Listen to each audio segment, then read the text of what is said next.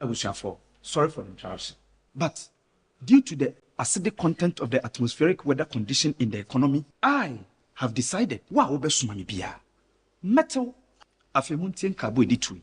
Na monhye nso. For wache metal 1 Ghana cedi. For jollof rice 1 cedi 20 pesos. For gobe 80 pesos. For kenke tamai any other cow 1 cedi 50 pesos. You know what? Just get me water. For sachet water 30 pesos. For bottled water 50 pesos. Oh, mo ka say me Vodafone cash. Na me am free. Emfa mo free. Metal. Transfer charges. Bida. Switch to Vodafone Cash today and enjoy 0 charges whenever you send money to all networks. Yes, sending money is free on Vodafone Cash. Only e-levy applies. Dial *110# to send money today. Hey, MT4D. Fufu. By this time. And you say when you be ni. Usika na she. Vodafone.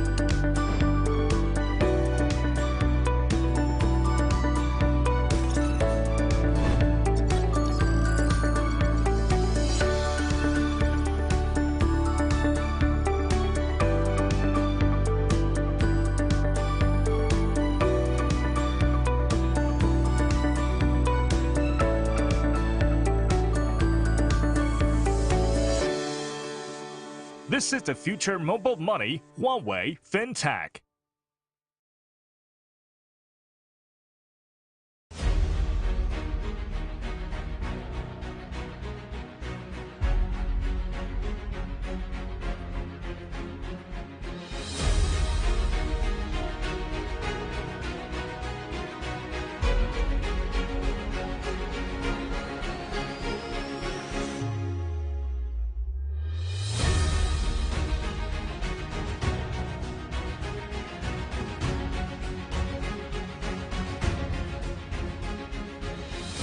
Welcome to Disrupt 270. It is the second time in a row. My name is Jerry Ajololo. I'm thrilled to be with you all yet again. We do this in commemoration of World Remittance Day by recognizing the contribution of over 200 million migrant workers to improve the lives of their over 800 million dependents back home by creating a future of hope for them. Last year, we were here to do the Disrupt 270 and launch it for the first time. This is the second year, and I believe you're going to see the work that's my ZPay team. I'm very proud of them. Thank you very much for the work that you're doing and continue to do. Trinidad and Tobago is hoping to become a fintech-enabled financial services hub in the Caribbean. And there is an active fintech association in Trinidad and Tobago, where remittances reached an all-time high of 194 million United States dollars in 2020. I'm so proud to be part of this all-important show this morning. It's a privilege to be here because this is a model that everybody who's a young person wants to associate with. Just looking through the system clearly gives you the feeling that this is a good model that people must emulate and support. So today we are sitting here looking at Andrew and ZPay, and they control 20% of our remittance market. I'm so proud that it's been done by Ghanaian. So there are regulations involved. So unfortunately, for you to be able to send money out of Ghana, you need to go through a bank. It's not reached the level where the fintechs will take over that. But look out for some announcements. The exciting times ahead. Ladies and gentlemen, it is hereby announced that ZPay launches the Z Micro. Hip hip. Hip hip. Wow. Hip hip.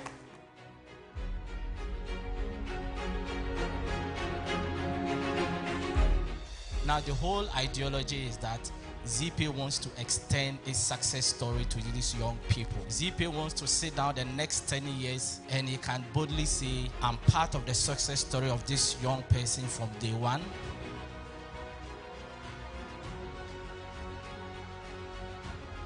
And so, ladies and gentlemen, in first place, I take you to the part of Accra that never sleeps.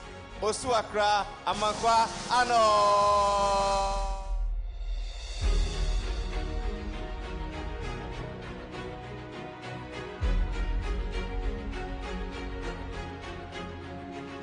Hello, it's the second edition of the ZPay Disrupt 270 conference happening right here in Accra, Ghana, the center of the world, by kind courtesy of ZPay, Africa's fastest growing fintech.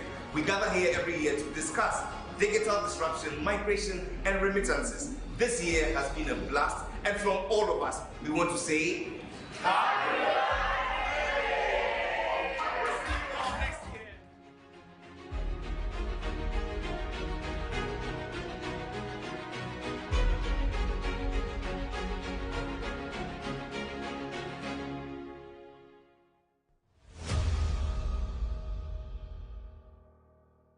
I'm going far from home and out of my own. I'll be learning to cope in every place that I go.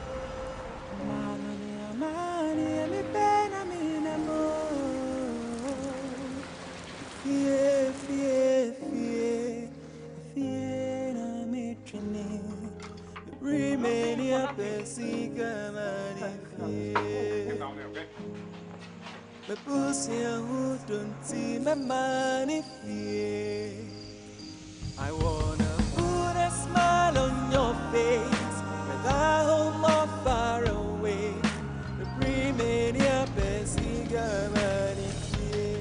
We are here for you as you help others along the way through the highs and lows of life. Let's get the world smiling again. Receive MoneyGram directly into your ZPay mobile money wallet.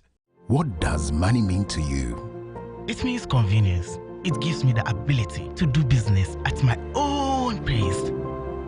It allows me to live my life with ease and enjoy my lifestyle without interruptions. Security. I can make investments I can trust, and I know exactly where my money is all the time. Having the flexibility to do what I want to. The feeling and peace of mind I get knowing I can safely receive remittances from my family and friends from the comfort of my home. Money means safety. Money means so many things to so many people, but no matter what you use it for or what it may mean to you, money is the one thing that keeps us going and makes our lives a little bit brighter. So what does money mean to you? Just Momo it. MTN.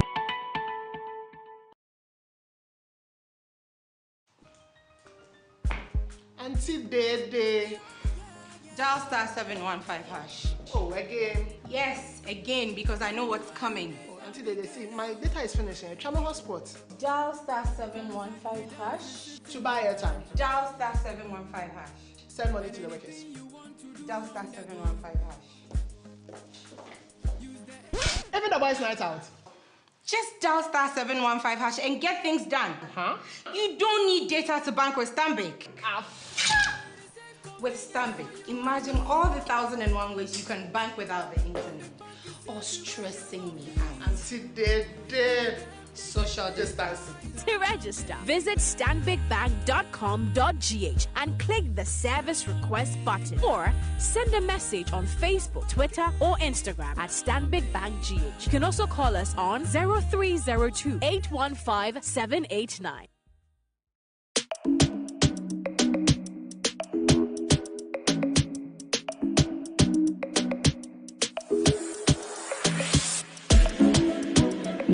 Yo, Abedimpo,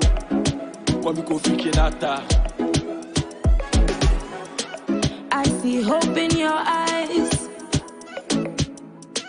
People fall and they rise. Make you no worry about the things you know we change, the things you know we do today. You go do them tomorrow. Ooh, wow. This girl's got talent. You too can change your world, and it's affordable with Airtel Tigo data bundles. Make it a rhythm inside your body. You be the winner, and I go celebrate. Airtel Tigo. Life is simple. Araba, there are some people at the door. Go and tell them I have traveled to Russia. Yes, Daddy. Where's your father? My father said I should tell you he has traveled to Russia. Your father has killed me. I sent him money from America to complete my house for me. Are all student association contributions? Even the money from the fundraiser for Kweku's surgery. Oh! He too? Don't be a victim. If you're contributing to a project, alumni dues, or any public campaign, Chango is your best choice. Chango keeps track of all donations and gives you the power to know exactly where the money goes. Chango is approved by Bank of Ghana. Call 0270-066-614 or visit changoapp.com for more information. Uncle, my father is hiding under the bed. Oh, Araba. Chango for your groupings and crowdfunding. I have been working for the past 22 years. 5 years. 10 years. 11 years after school. Wow. That's a tough question. 1 million cedis now. I prefer 50 million in 40 years. 1 million cedis now. I think about retirement every day. It's quite scary, but I have. My dream, I cry them. I contem like 50 years. Now I'm retired. Not really, but once in a while it comes to mind. It's scary, but yes. I know the retirement age in Ghana is 60. 60 years. 60 years, I think. It be a 69, it be a 70, but 70, mostly 70 years retired. Pension baby. Sorry? No. Because if you do now, I didn't know, and I meet him free anytime. I would like a pension baby. I say 60. I want to be spotted in town in a black Audi Q7. SUV? Range Rover. Aja akokora na madanda me ho me ne me yere. Old age comes to mind when I hear about pension. Savings. Enjoying the rest of your life while you wait for death, which is inevitable. I would want to be on a farm, spending quality time with friends and family. A lot of long walks, a lot of gymming.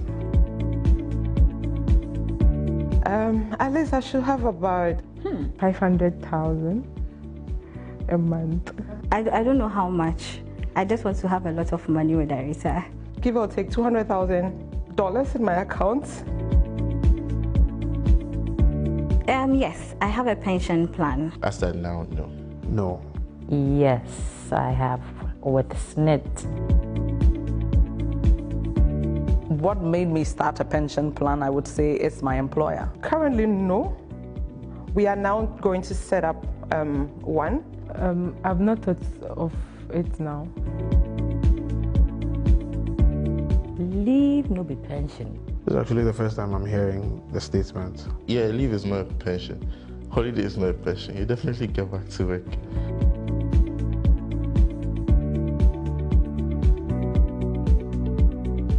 Really? Wow. I had no idea. 50 cedis a month? I feel like my future is secured.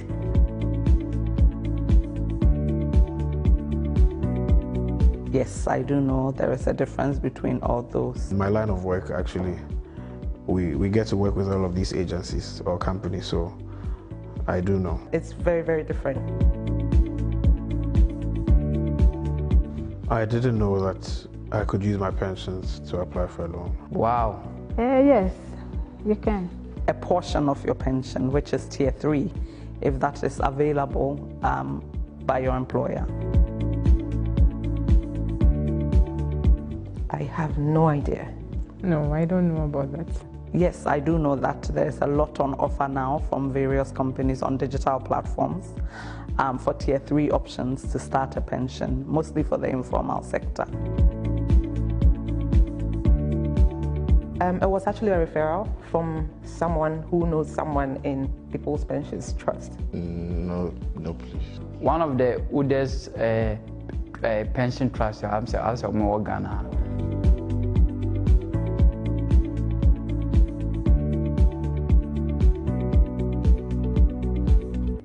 Yes, it sounds interesting. Yes, it really does. It sounds interesting.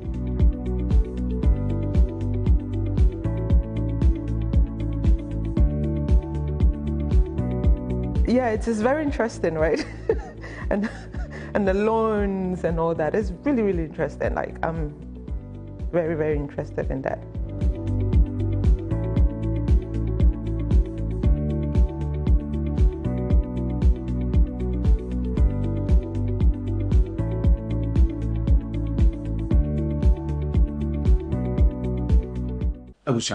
Sorry for the interruption, but due to the acidic content of the atmospheric weather condition in the economy, I have decided metal afemuntin kabo editui na monshanenso for wache metal 1 Ghana cedi for jollof rice 1 cedi 20 pesos for gobe 80 pesos for kenke tama and the other cow 1 cedi 50 pesos. You know what? Just get me water. For sachet water, 30 pesos. For bottled water, 50 pesos. Oh, Moka has me Vodafone cash. I'm the free. I'm free. Metal. Transfer charges. Bida. Switch to Vodafone Cash today and enjoy 0 charges whenever you send money to all networks. Yes, sending money is free on Vodafone Cash. Only e-levy applies. Dial *110# to send money today. Hey, and you fufu by this time. Vodafone.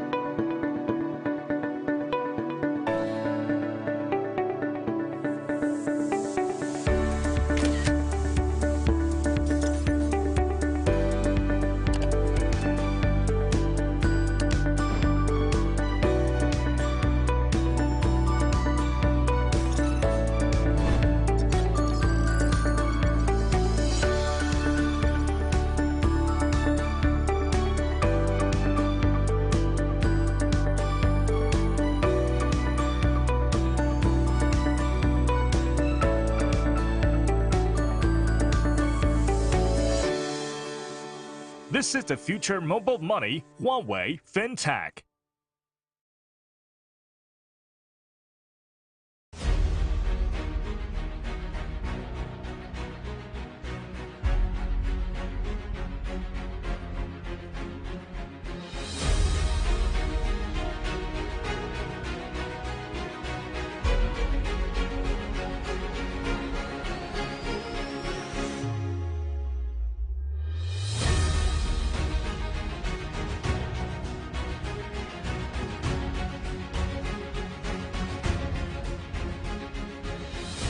Welcome to Disrupt 270.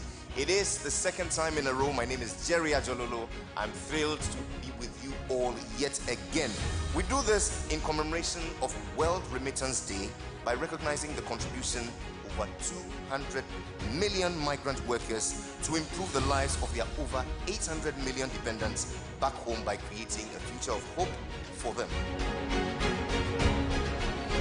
Last year, we were here to do the Disrupt 270 and launch it for the first time. This is the second year, and I believe you're going to see the work that my ZPay team, I'm very proud of them. Thank you very much for the work that you're doing and continue to do. Trinidad and Tobago is hoping to become a fintech-enabled financial services hub in the Caribbean. And there is an active fintech association in Trinidad and Tobago where remittances reached an all-time high of $194 million United States dollars in 2020. I'm so proud to be part of this all-important show this morning. It's a privilege to be here because this is a model that everybody who's a young person wants to associate with. Just looking through the system clearly gives you the feeling that this is a good model that people must emulate and must support. So today we are sitting here looking at Andrew and ZPay, and they control 20% of our remittance market. I'm so proud that it's being done by Ghanaians. So there are regulations involved. So unfortunately, for you to be able to send money out of Ghana, you need to go through a bank. It's not reached the level where the fintechs will take over that. But look out for some announcements. The exciting times ahead. Ladies and gentlemen, it is hereby announced that ZPay launches the Z Micro. Hip hip. Hip hip. Wow. Hip hip.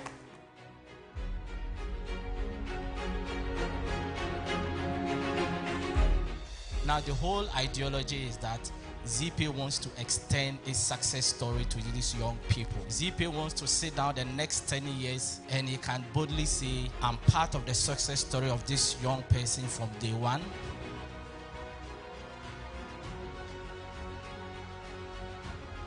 And so, ladies and gentlemen, in first place, I take you to the part of Accra that never sleeps.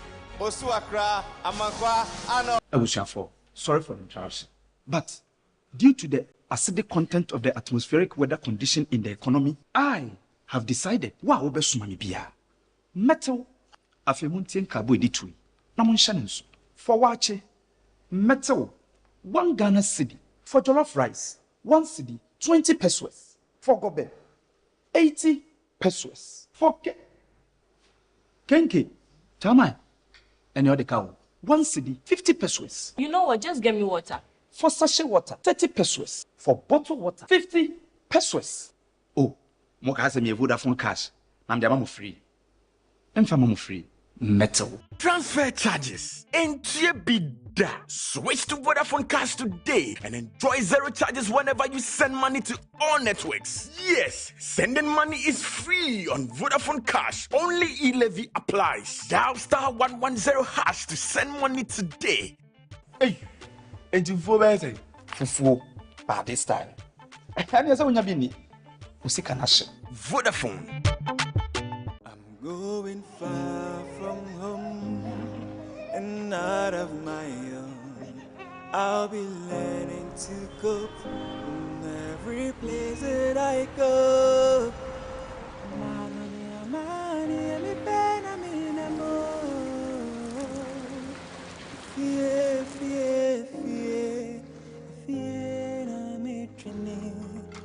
Remania Pesiga Manifie. The pussy who don't see my money fear. I wanna put a smile on your face, whether home or far away. The Remania Pesiga Manifie. We are here for you as you help others along the way through the highs and lows of life. Let's get the world smiling again. Receive MoneyGram directly into your ZPay mobile money wallet.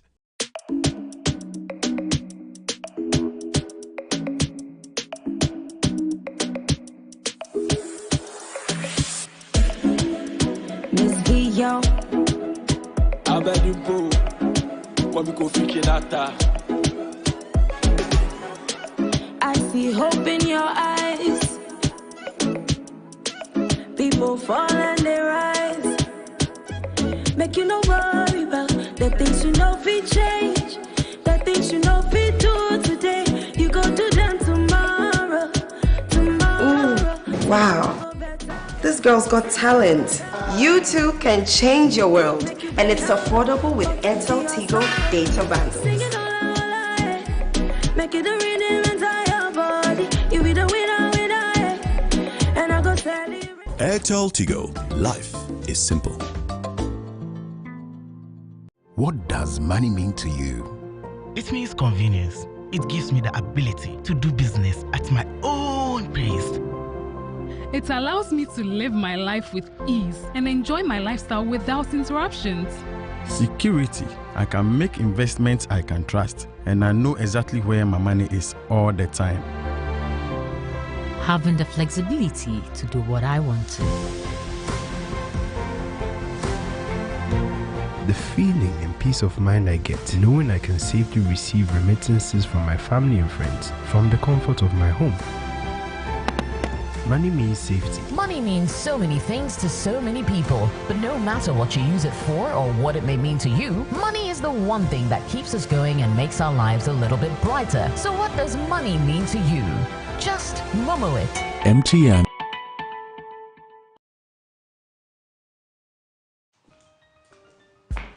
Auntie Dede. Dial star 715 hash. Oh, again? Yes, again, because I know what's coming. Oh, Auntie Dede, see, my data is finishing. Channel hotspot. Dial star 715 hash. To buy airtime. Dial star 715 hash. Send money to the workers. Dial star 715 hash. Even the boys' night out. Just dial star 715 hash and get things done. Huh? You don't need data to bank with Stanbic. With Stanbic, imagine all the 1,001 ways you can bank without the internet.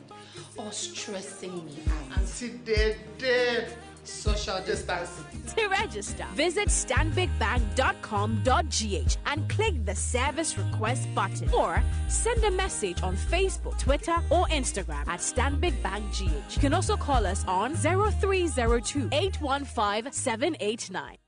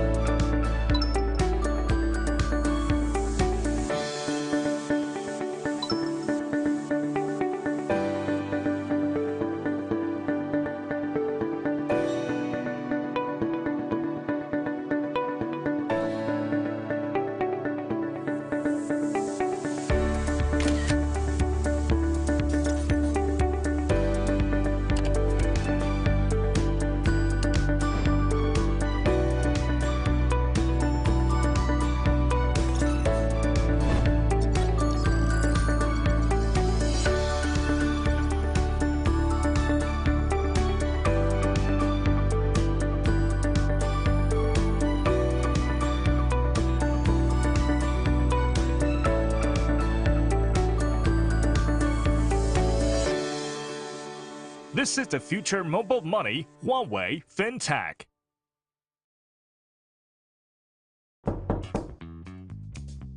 Araba, there are some people at the door. Go and tell them I have traveled to Russia. Yes, Daddy.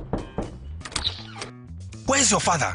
My father said I should tell you he has traveled to Russia. Your father has killed me. I sent him money from America to complete my house for me. Are all student association contributions? Even the money from the fundraiser for Kweku's surgery. Oh! He too? Don't be a victim. If you're contributing to a project, alumni dues, or any public campaign, Chango is your best choice. Chango keeps track of all donations and gives you the power to know exactly where the money goes. Chango is approved by Bank of Ghana. Call 0270-066-614 or visit changoapp.com for more information. Uncle, my father is hiding under the bed. Oh, Araba. Chango for your groupings and crowdfunding. I have been working for the past 22 years. 5 years. 10 years. 11 years after school. Wow. That's a tough question. 1 million cedis now. I'll prefer 50 million in 40 years. 1 million cedis now. I think about retirement every day. It's quite scary, but I have. My dream of I quantum like 50 years, now I'm retired. Not really, but once in a while it comes to mind. It's scary, but yes. I know the retirement age in Ghana is 60. 60 years. 60 years, I think. It be a 69, it be a 70, but 70, mostly 70, you call retired. Pension baby. Sorry? No. Because if you do now, I didn't know, and I made him free.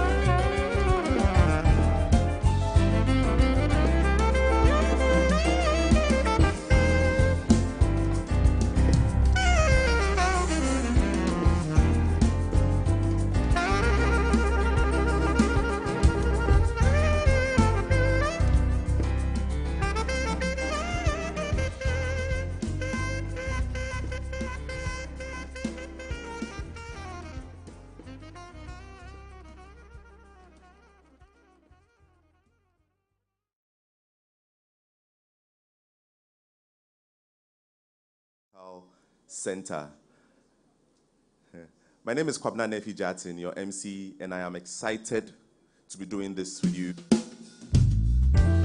We are still on the quest to drive digital financial inclusion in the African ecosystem and the real economy. So, ladies and gentlemen, if you were here yesterday, you realize we had such an exciting time, thought-provoking conversation, very, very insightful conversations, and we're going to continue today. Today promises to be even more exciting than yesterday, and I'd like to get right into it. We already prayed. If you didn't hear the prayer, then it means you were late. We already prayed. Okay. Nancy Ahenfua Imadi is the head of the Licensing and Product Approval Unit of the FinTech and Innovation Office of the Bank of Ghana. She's a lawyer who has practiced within the commercial financial sector for the last 10 years, building experience within the law, finance, risk, corporate governance, financial, commercial transactions, and currently focusing on the Ghanaian fintech ecosystem.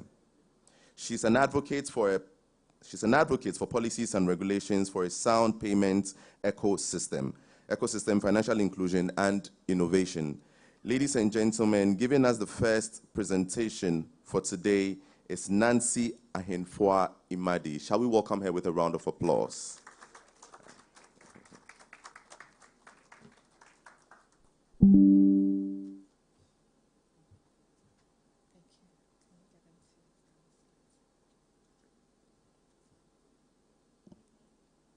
Good morning, everyone, and greetings from the FinTech and Innovation Office from the Bank of Ghana. I am here representing the head of my office, Mr. Kwame Ijapon Opon.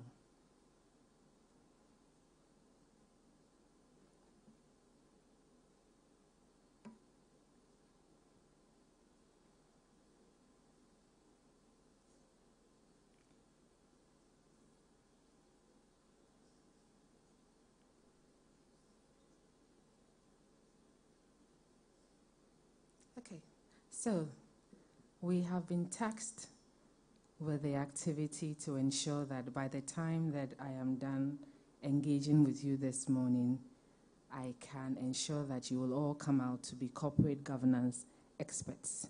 So my task is quite Herculean, but I intend to exercise my mandate to the very best of my ability.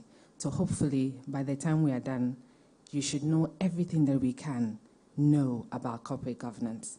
And so this is what we're going to be doing for the next couple of minutes, hopefully within the next 45 minutes.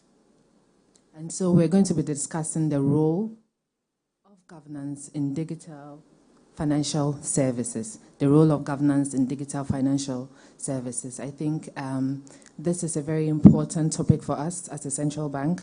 We know that within our space, we have a lot of young people, a lot of people that are tech savvy and are very, very focused on all the innovations that they want to bring within the space.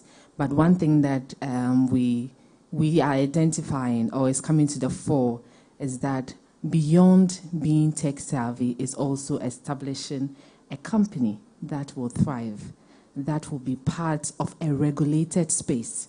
So the essence of this discussion is to bring that to the fore. It's not enough just to have a tech idea, but it's even more important to have an idea that will culminate into a business, grow into a company that hopefully we can even export beyond the borders of our shores as a country and show off to the rest of Africa and possibly to the world that this is what we are also capable of doing. And so, shall we proceed?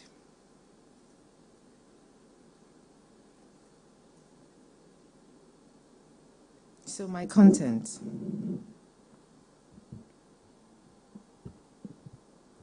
So I'll do a very brief introduction. We can discuss some areas that boards focus on. I'll look at stakeholder framework. I will also consider poor governance issues. I'll also look at who is responsible for governance within our space, and then some key governance issues, privacy concerns, and then when I'm done, I'll give a very brief conclusion to my presentation. And so, By way of introduction, financial service providers are at the core of every economy. I think that this statement need not to be even debated. Every economy in every country, every sovereign, should be able to have a good financial ecosystem. We need to have certain service providers that will be at the very core of that system. And for us here in Ghana, you know, we have different sectors of our financial system. So we have the banking sector, we have insurance, we have pensions, we have securities. And when it comes to the financial sector, when it comes to the banking, you know, it's regulated by the central bank. We talk about pensions, we are talking about the pension regulators. When we are talking about securities, we are talking about Securities and Exchange Commission and whatnot. And for our purpose for discussion today, because we are within the financial system, we are talking about the financial ecosystem. And to drill it down further, we are looking at the digital payment ecosystem. And so we know that we have financial service providers being at the very core of our economy. Moving on, we also know that they facilitate payments, savings, investments, credit needs of individuals, businesses, and governments. I think that goes without saying. A lot of our the actors or stakeholders within our system, we know that they provide a lot of these services for us as well. And then, of course, any instability in the financial service industry has the potential to destabilize an economy, and in an increasing globalized world can have ramifications across jurisdictions. I think this is so self-explanatory. I don't know whether anybody is confused about this. Note that once there's any instability within our financial system, it is going to have very severe ramifications on every sector of our economy, and possibly can even affect things cross-border.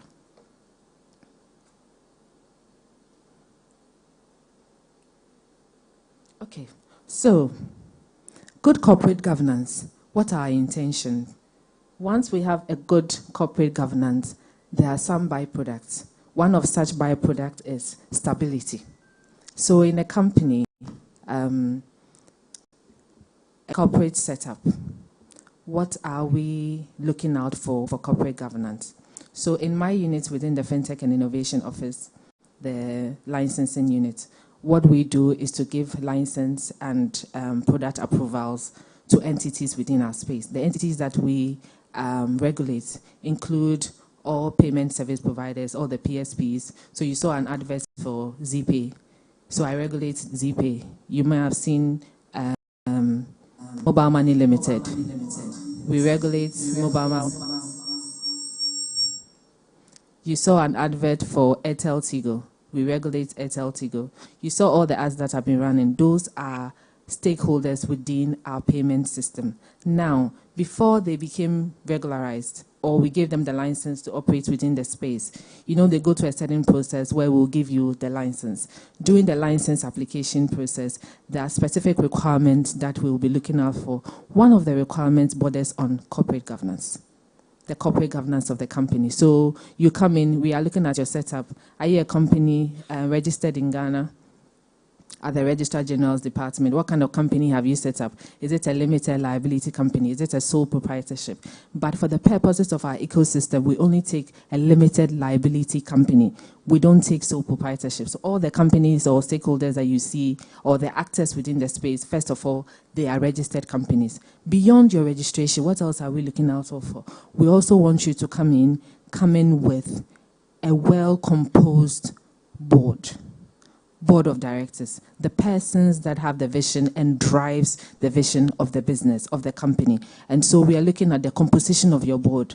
What is the focus of your board? What are the areas that they are looking at? What are the policies they develop to ensure that the vision of the business is able to be manifested or realized? So we believe that for good corporate governance, if you have it, we will have stability in the business. And remember, as far as you're an actor within the space that we regulate, whatever that you do doesn't only affect your business, it has a rippling effect on the general ecosystem.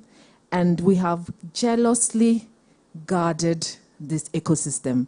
The country Ghana, by extension the central bank, the Bank of Ghana, has worked painstakingly. I think I have some of my entities here, and they can tell you what they have gone through to ensure that they got the license. And we don't do this for the work of it per se, no, because we have a greater goal of ensuring that we have a sound payment, digital payment system. Okay, now, we're also saying that when you have good corporate governance in your business, we can also guarantee some resilience and sustainability. You're able to have resilience. The company is able to thrive. The company is able to withstand some shocks, because if you have a competent board with directors who understand their role, who can direct the dealings of the business, you are able to forecast and plan ahead such that even when there are issues, you'll be able to withstand. Now, we're also saying that good corporate governance is a system of rules, practices, and processes by which a company is directed and controlled. This is sourced from the Corporate Governance Institute of the United Kingdom. Also, the purpose is to ensure that the existence of effective decision-making processes and controls for a balanced stakeholder interest. So you realize that you are not only doing this for yourself as a business. The rippling effect of your entity, the potential of that to also affect the ecosystem is something that we also look at.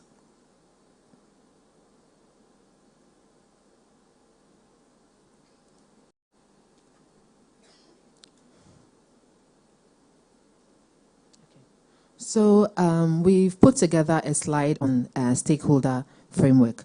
The essence of this slide is for us to be able to tease out the various parties or participants that play a certain role within governance of a business. So you see that we have the stakeholders being investors or lenders. We believe that a company doesn't act alone. It doesn't act in vacuum. No PSP or no electronic money issuer or a dedicated electronic money issuer will act in isolation. Of course, you're in a regulated space, and so you will interact with your regulator, you will interact with other third-party service providers, you will even interact with other PSPs who are your competitors, because we realize that when you look at the license categorization that we have, where we have a standard license, a medium license, we have an enhanced license, and then we have the dedicated electronic money issuer license, you see that there's a direct correlation and relationship between all these entities. So if you have a certain type of license, for instance, a standard license,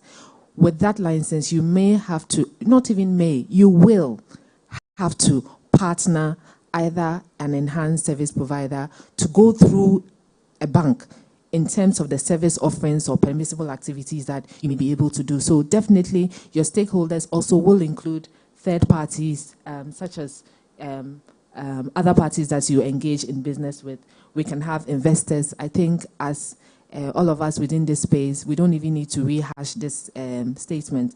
You know, for the life cycle of a fintech, it's about 5 years. So you start as a startup. Within the next 5 years, you should have grown to a certain standard where you should be able to attract investments. That is the life cycle of a fintech.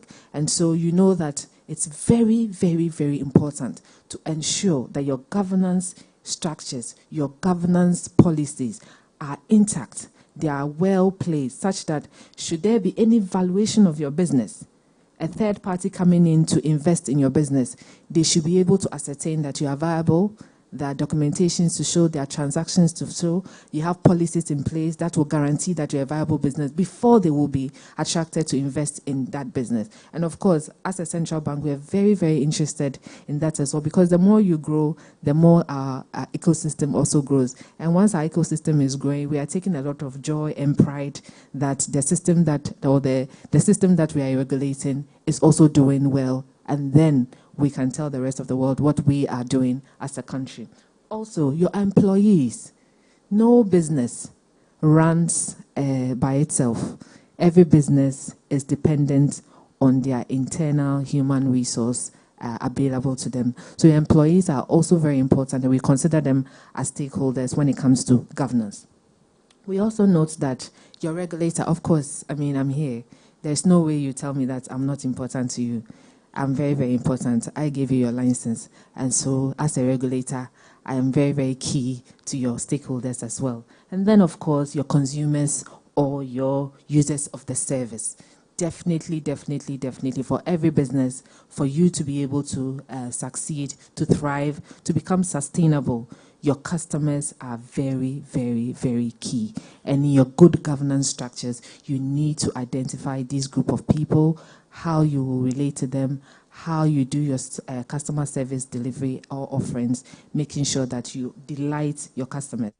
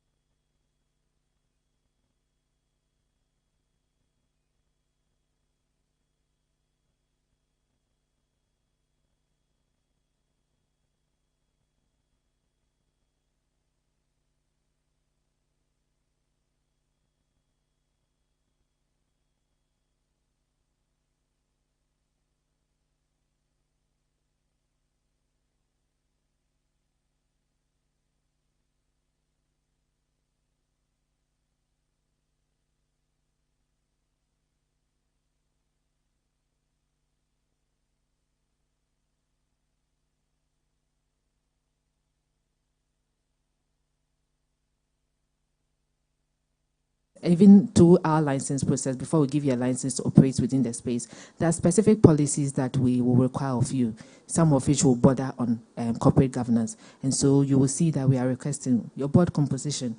Who are the type of directors that you have engaged? What are their qualifications? What are their expertise? We are also asking what are the policies that you've put in place for good corporate governance. So for instance, we are asking, is there a board charter? What does your board charter say? What are the rules and regulations that as a business you are putting in place to ensure that the business becomes viable? And then we will insist that some of these policies or all of these policies in terms of corporate governance are executed at the board level. They should be signed and documented at the board level. And then we're also saying the activities of the board are governed by the board charter, which among other functions spells out the number of subcommittees, frequency of meetings, and risk appetite of a company.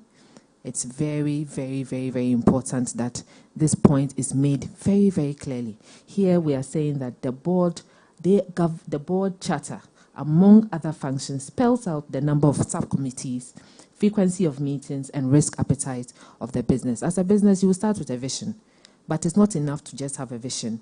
You should also be ready to act out, manifest that vision that you have. And in manifesting that vision, you will take certain steps which have risk implications. So the board decides what is the appetite of risk or what is the level of risk that we are able to take on. And based on whatever structures that you put in place, you will determine the level of that appetite that you have. So for instance, a business has started in Ghana. They have a certain vision of expanding and going outside the country. For all you know, there are entry barriers in the other country that they want to go to. So as a board, they will decide, let's look at the risk of going there, the risk of establishing a business there, what's the level of appetite that we have, what's the level of commitment that we are ready to put in. So it's the board that makes those decisions and drives the business so to do. And then we're also saying that the board sets the strategy direction of the company to ensure its implementation. I think at this point, anybody that has established a business before must know that you should have a strategy. It's not just because you dreamt and had a dream, you slept, had a dream. I saw myself being a CEO and suddenly you wake up and I have a business, I'm in a CEO. No. And I see a lot of my entities. I see, a lot of these young people, they finish university, they have some good tech knowledge, they are very savvy, they've built one platform on their phones, and suddenly they think they have a business. No. If you bring that to me in my office, we will send you back. What we need you to do is to take your time. Everything that you do, in fact, anything worth doing is worth doing well. So let's start well. It's good to have a business, but it's good to have a vision or a dream, but it's also very good to put in structures and systems. And that is why we are very stern on corporate governance, because should we even go back and look at the financial sector cleanup, I think the reports are out there for all of us to see. So this is not even a secret. A lot of the issues was because of corporate governance, that people did not adhere to corporate governance rules. And so that's why we had those challenges. And so for us within our ecosystem, corporate governance is so imperative and so important. It goes to the core of your business. Because imagine, it is the board part of your corporate governance strategy that you are driving the strategy of the business. So imagine if your corporate governance is not good, or you have a board that is so incompetent, if I may say. How would they drive the strategy of the business? How will your business thrive? How will your investment get, how will your monies get some good return on it, return on investment? You're not going to get anything good. And so corporate governance for us is very, very important. Okay. So at this point, I just want to touch on the role of governance within our space. What is the role of governance? So,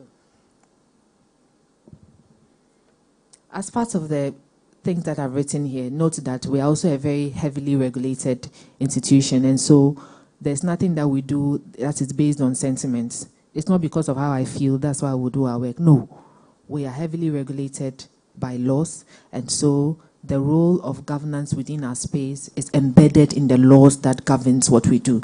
So some of these provisions are from the Banks and Specialized Deposit Institutions Act of 2016, that's Act 930, and at the same time Act 987, which is more specific to the digital payment ecosystem. That is the Payment Systems and Services Act 2019, Act 987. If you're an entity and you're coming into the space and you don't know the name of this act, then we have to start all over again. Because this is the Bible. You have to know Act 987 because the space in which you are coming is heavily regulated. Understand the provisions therein. And as an office within the Bank of Ghana, FinTech office, I think a lot of you who have interacted with us can attest to the fact that we are always available. Our policy is an open door policy. For us, that's our corporate governance. Open door policy. There's any issue that you have, you don't understand any provision in our act, you come to us and we are ever ready and willing to explain it to you. And so the role of governance within our space, the first one we say is to ensure resources are used effectively. So as a company, because your corporate governance, which is being manifested through your board, also guides your strategy implementation, they will guide you as to how you use the resources in the business. So the managing director or the CEO or the vision bearer will not just get up one day and say, I saw this brand new car and I feel that I deserve to be in that car. So the finance person should just write a check and let's buy that vehicle. No, you can't do that. But if you have a strong corporate governance in place, that CEO cannot get up and do this. And let me even make it more practical. You managed customer funds, so you operate a wallet within our space, and you see the way the monies are coming, the transactions, people are transferring, it's coming, you look at your balance, Charlie, you're feeling good, you're happy. It's not your money. No, it is not yours, please. If you have good corporate governance structures in place, there will be a clear distinction between customer funds and then the operation funds of the business. which is used to run the day-to-day activities of the business, and not to touch a customer fund. Because, you know, if you touch it, I'll find out. Because we are doing daily reconciliation, and you are submitting the report to us at the Bank of Ghana. And so if we check and it's not balancing, your balancing is not balancing, we will have to balance you back. And so you have to be very, very careful. That is one of it. And then we're also saying that it complies with regulatory requirements. Regulatory requirements. It's very, very important. I can't stress this enough. The space in which you find yourself is heavily regulated. Very heavily regulated. So it's very important that you comply. When you don't comply, as the Bank of Ghana, we don't fight with you. We are very cordial. But the way we'll sanction you, you will not even see it coming. By the time you realize the sanction has hit your account, and we will not see anything, and then the debit has gone through. So please, do not to do everything and anything. No. You have been established for a specific purpose. Stick to that. Somebody wakes up and today is a PSP. The next minute they feel like doing a Greek. What is that? No. If this is the reason why you have established the business for, and especially if you want to be within the digital payment ecosystem, you have purpose that this is what you want to do. When you have good governance in place, it helps you stick to the plan, even in difficult times. You would have put in policies, measures, and strategies to ensure that you thrive and you survive as a business. So we're saying that the role of governance in this scenario also is such that we instill purpose in the organization. We also have a point that says that it implements growth tactics. If you have good governance, you have enough policies to ensure that you have a strategy for you to grow as a business. You can't always remain at 1,000 Ghana cedis. No. If you are still there after a year, 2, 3 years, then there's a problem. Look at your governance. Check it. Who is directing the business? No. You have to ensure that you have some growth tactics to ensure that the business grows and it thrives. Another point we've also stated that it builds growth culture. Growth culture. As a business, if you have good governance in place, you will see that you have put in enough mechanisms to ensure that the people that you're working with have that sense, have that awareness that we want the business to thrive, we want the business to grow. And for us, we see that as being a role of good governance. We also see that it fills in knowledge gap if you have good governance in place, because you've built a strategy already. So you know the needs of the business, and you know what you need to put in place to ensure that these needs are filled. And so if you have a knowledge gap, a board that is well managed, a board that is very competent, will identify these issues and ensure that you're able to put measures in place to fill any gaps that will be seen. We're also saying that it improves top-level decision-making.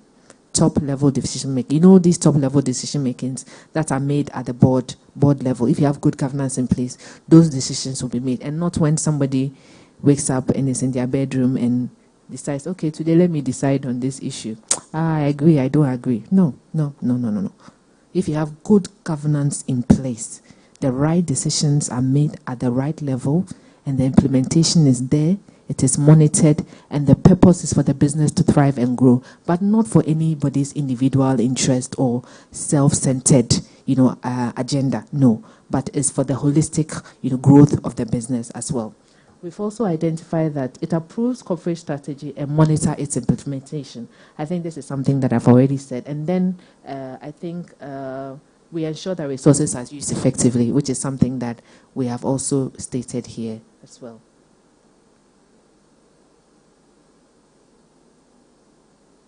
Next slide, please. Okay. So most of the things that we've talked about are general governance issues. Now let's come home. Let's come to us. We belong to the same ecosystem. We are parts of, as stakeholders within the same ecosystem.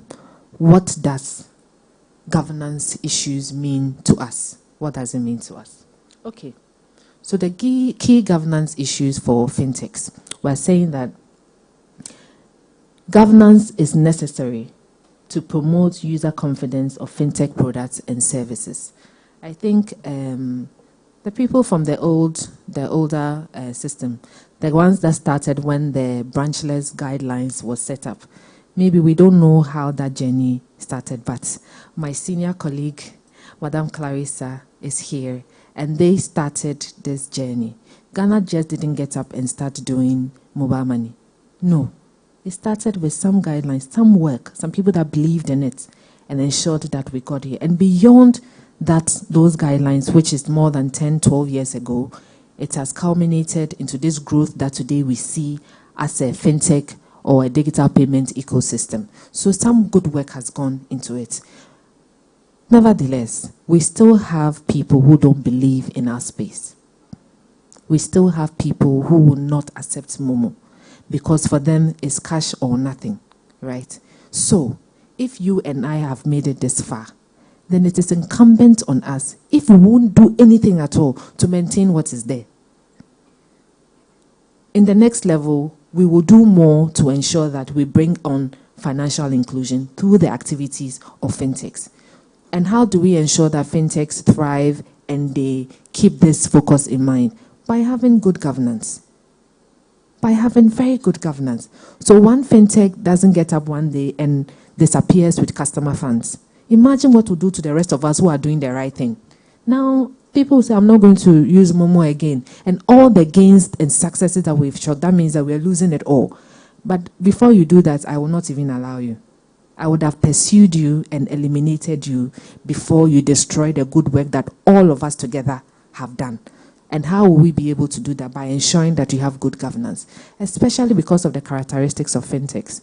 Fintechs are usually run by young, agile, very excited young people. We are fast. Let's get it done quickly. But in the fast, when it's going wrong to you, goes fast. And so we have to put good governance in place to ensure that we don't lose it fast. Now, we're also saying that for innovation, risk, and financial stability concerns, it's very, very important. I mean, we are in an industry where you can't stick to one thing for too long. You need to be reinventing yourself. You need to be innovating, especially because of that, the Bank of Ghana has come out with a sandbox. So even though the FinTech office has a supervisory function, we also have a promotion function. And so by way of promoting FinTech within the space, we've come out with a sandbox. Not just the sandbox, we even have the chatbot. How many of you know that the Bank of Ghana has a chatbot on its website, where it's called Akushika, where you can just engage this chatbot, any inquiry, any question that you have, we will answer it for you. We cannot speak of innovation when we ourselves are not innovating. So we are also taking the lead and the step to some of these things. And it's very important that as fintechs, you ensure that you have good governance, which will propel your innovative agenda and also ensure that you are mindful of risk. It's very, very key, as well as financial stability, which is not just for you, but for the greater ecosystem as well, which I've already told you. If you make any attempts, you try, you act to destabilize it, we will destabilize you first before you destabilize the rest of us. Okay. Now, we're also saying that there's a need to attract investors. This is so key to me, and I take so much passion and pride in this quest because as local entities, as Ghanaians, I always believe that we have the solution to our own indigenous problems. But it's interesting to also note that the problems that Ghana has is not exclusive to Ghana. The problems are across the region, the sub-region. It's across Africa. When we have network issues, there's network issues in Nigeria, there's network issues in Kenya, in South Africa, there's power issues, agric issues, health, in every sector of our social fabric, we have those problems. So if you, a Ghanaian fintech, you identify an indigenous problem and you find an indigenous solution to that problem, you can replicate that solution across the suburb. And look at how much upscaling you will do. So you see why you have to do it well and do it right. Because it's so easy to replicate when you get it right. So please, it's so key. And once you get it right, you're so attractive to the investment community. So many other countries are raising so much money during the rounds of investment. And I cannot wait to see and hear and find local entities or local fintechs also being able to raise such funding. And imagine what those fundings do. It boosts our own economy. It creates jobs. we expand. We say a company incorporated in Ghana is now operating in South Africa. A company operating in Ghana or originating from Ghana is now operating in Botswana, Eswatini, anywhere else on the continent. It's all possible, but we will only get there if we get our systems and structures right through good governance. Okay, we also have the need to provide framework for responsible innovation. As much as we speak of innovation, you know, growth has two sides, positive and negative. So you can grow positively, you can grow negatively. So you can innovate positively, you can innovate negatively. So we are saying that if you have a good governance structure, your innovations will become responsible. Responsible innovation. We want you to come out with innovations that solve societal problems, not innovations that will steal people's monies. No, that is not responsible. Or innovation that is not consistent with data privacy issues. No, that's not what we are asking for. And we know that when you have good governance in place, we will be assured of responsible innovation. We also say that there will be compliance with regulatory requirements.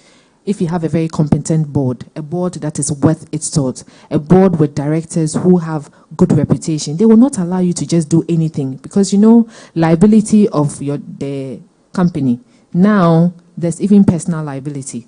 So when the company misbehaves and they are fined, there are instances where it can be extended to the directors of the business. And so it's very important that you have a good, solid board who will ensure that you are consistent with regulatory requirements. We're also saying that cybersecurity. I think maybe one day we'll have a full session on cybersecurity, because the space in which we find ourselves, it's so key, it's so important that your cyber security policies, systems, infrastructure are in place. It's so, so, so important. There is no way you can have a good platform as a fintech without consideration to your cyber security policies, infrastructure, to ensure that your space is safe. We also say that we have young, tech-savvy but little experienced persons within our space. I think I've said this already. We see a lot of young people, most of which have just come out of university, not to speak down on any institution, but we see a lot of these Ashesi young boys and girls coming out with lots of innovations. It's so exciting. We are very happy to have them. But all they are telling us is about the innovation. It's just the platform. It's just what about their business? What about setting up? What about key management personnel who are going to drive your business? We don't seem to have that. And so there's a great need.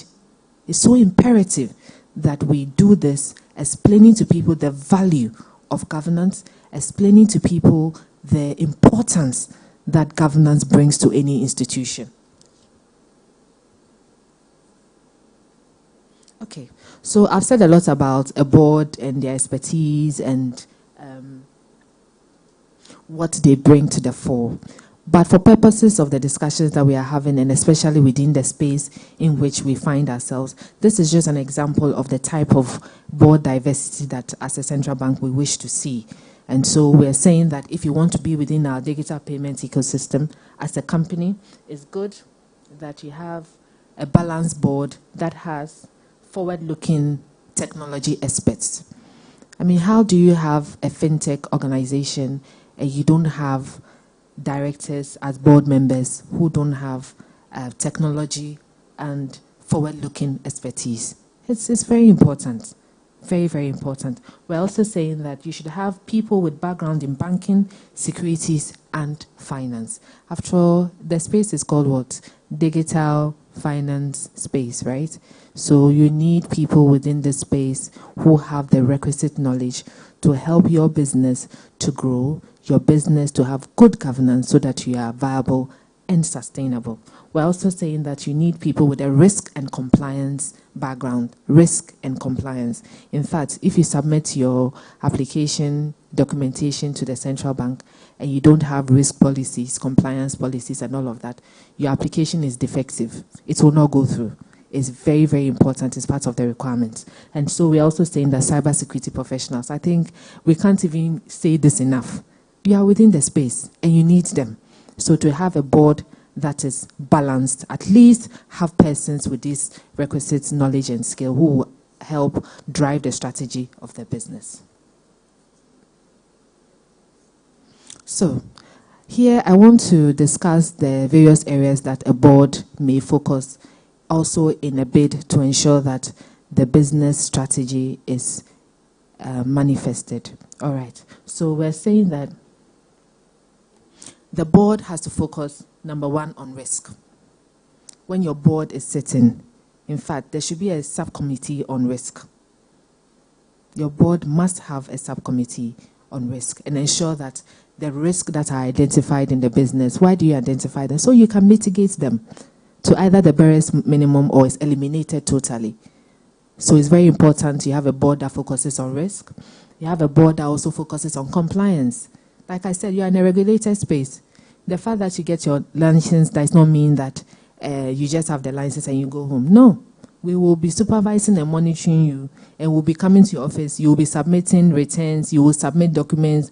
We will be monitoring. Look, we will be on your neck. So compliance is also key. And then information and cybersecurity, as well as transparency and disclosures.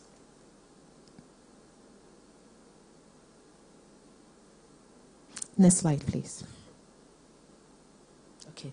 Now that we have seen what good governance can offer you as a business, now let's see what a bad governance will also do to your business. Okay.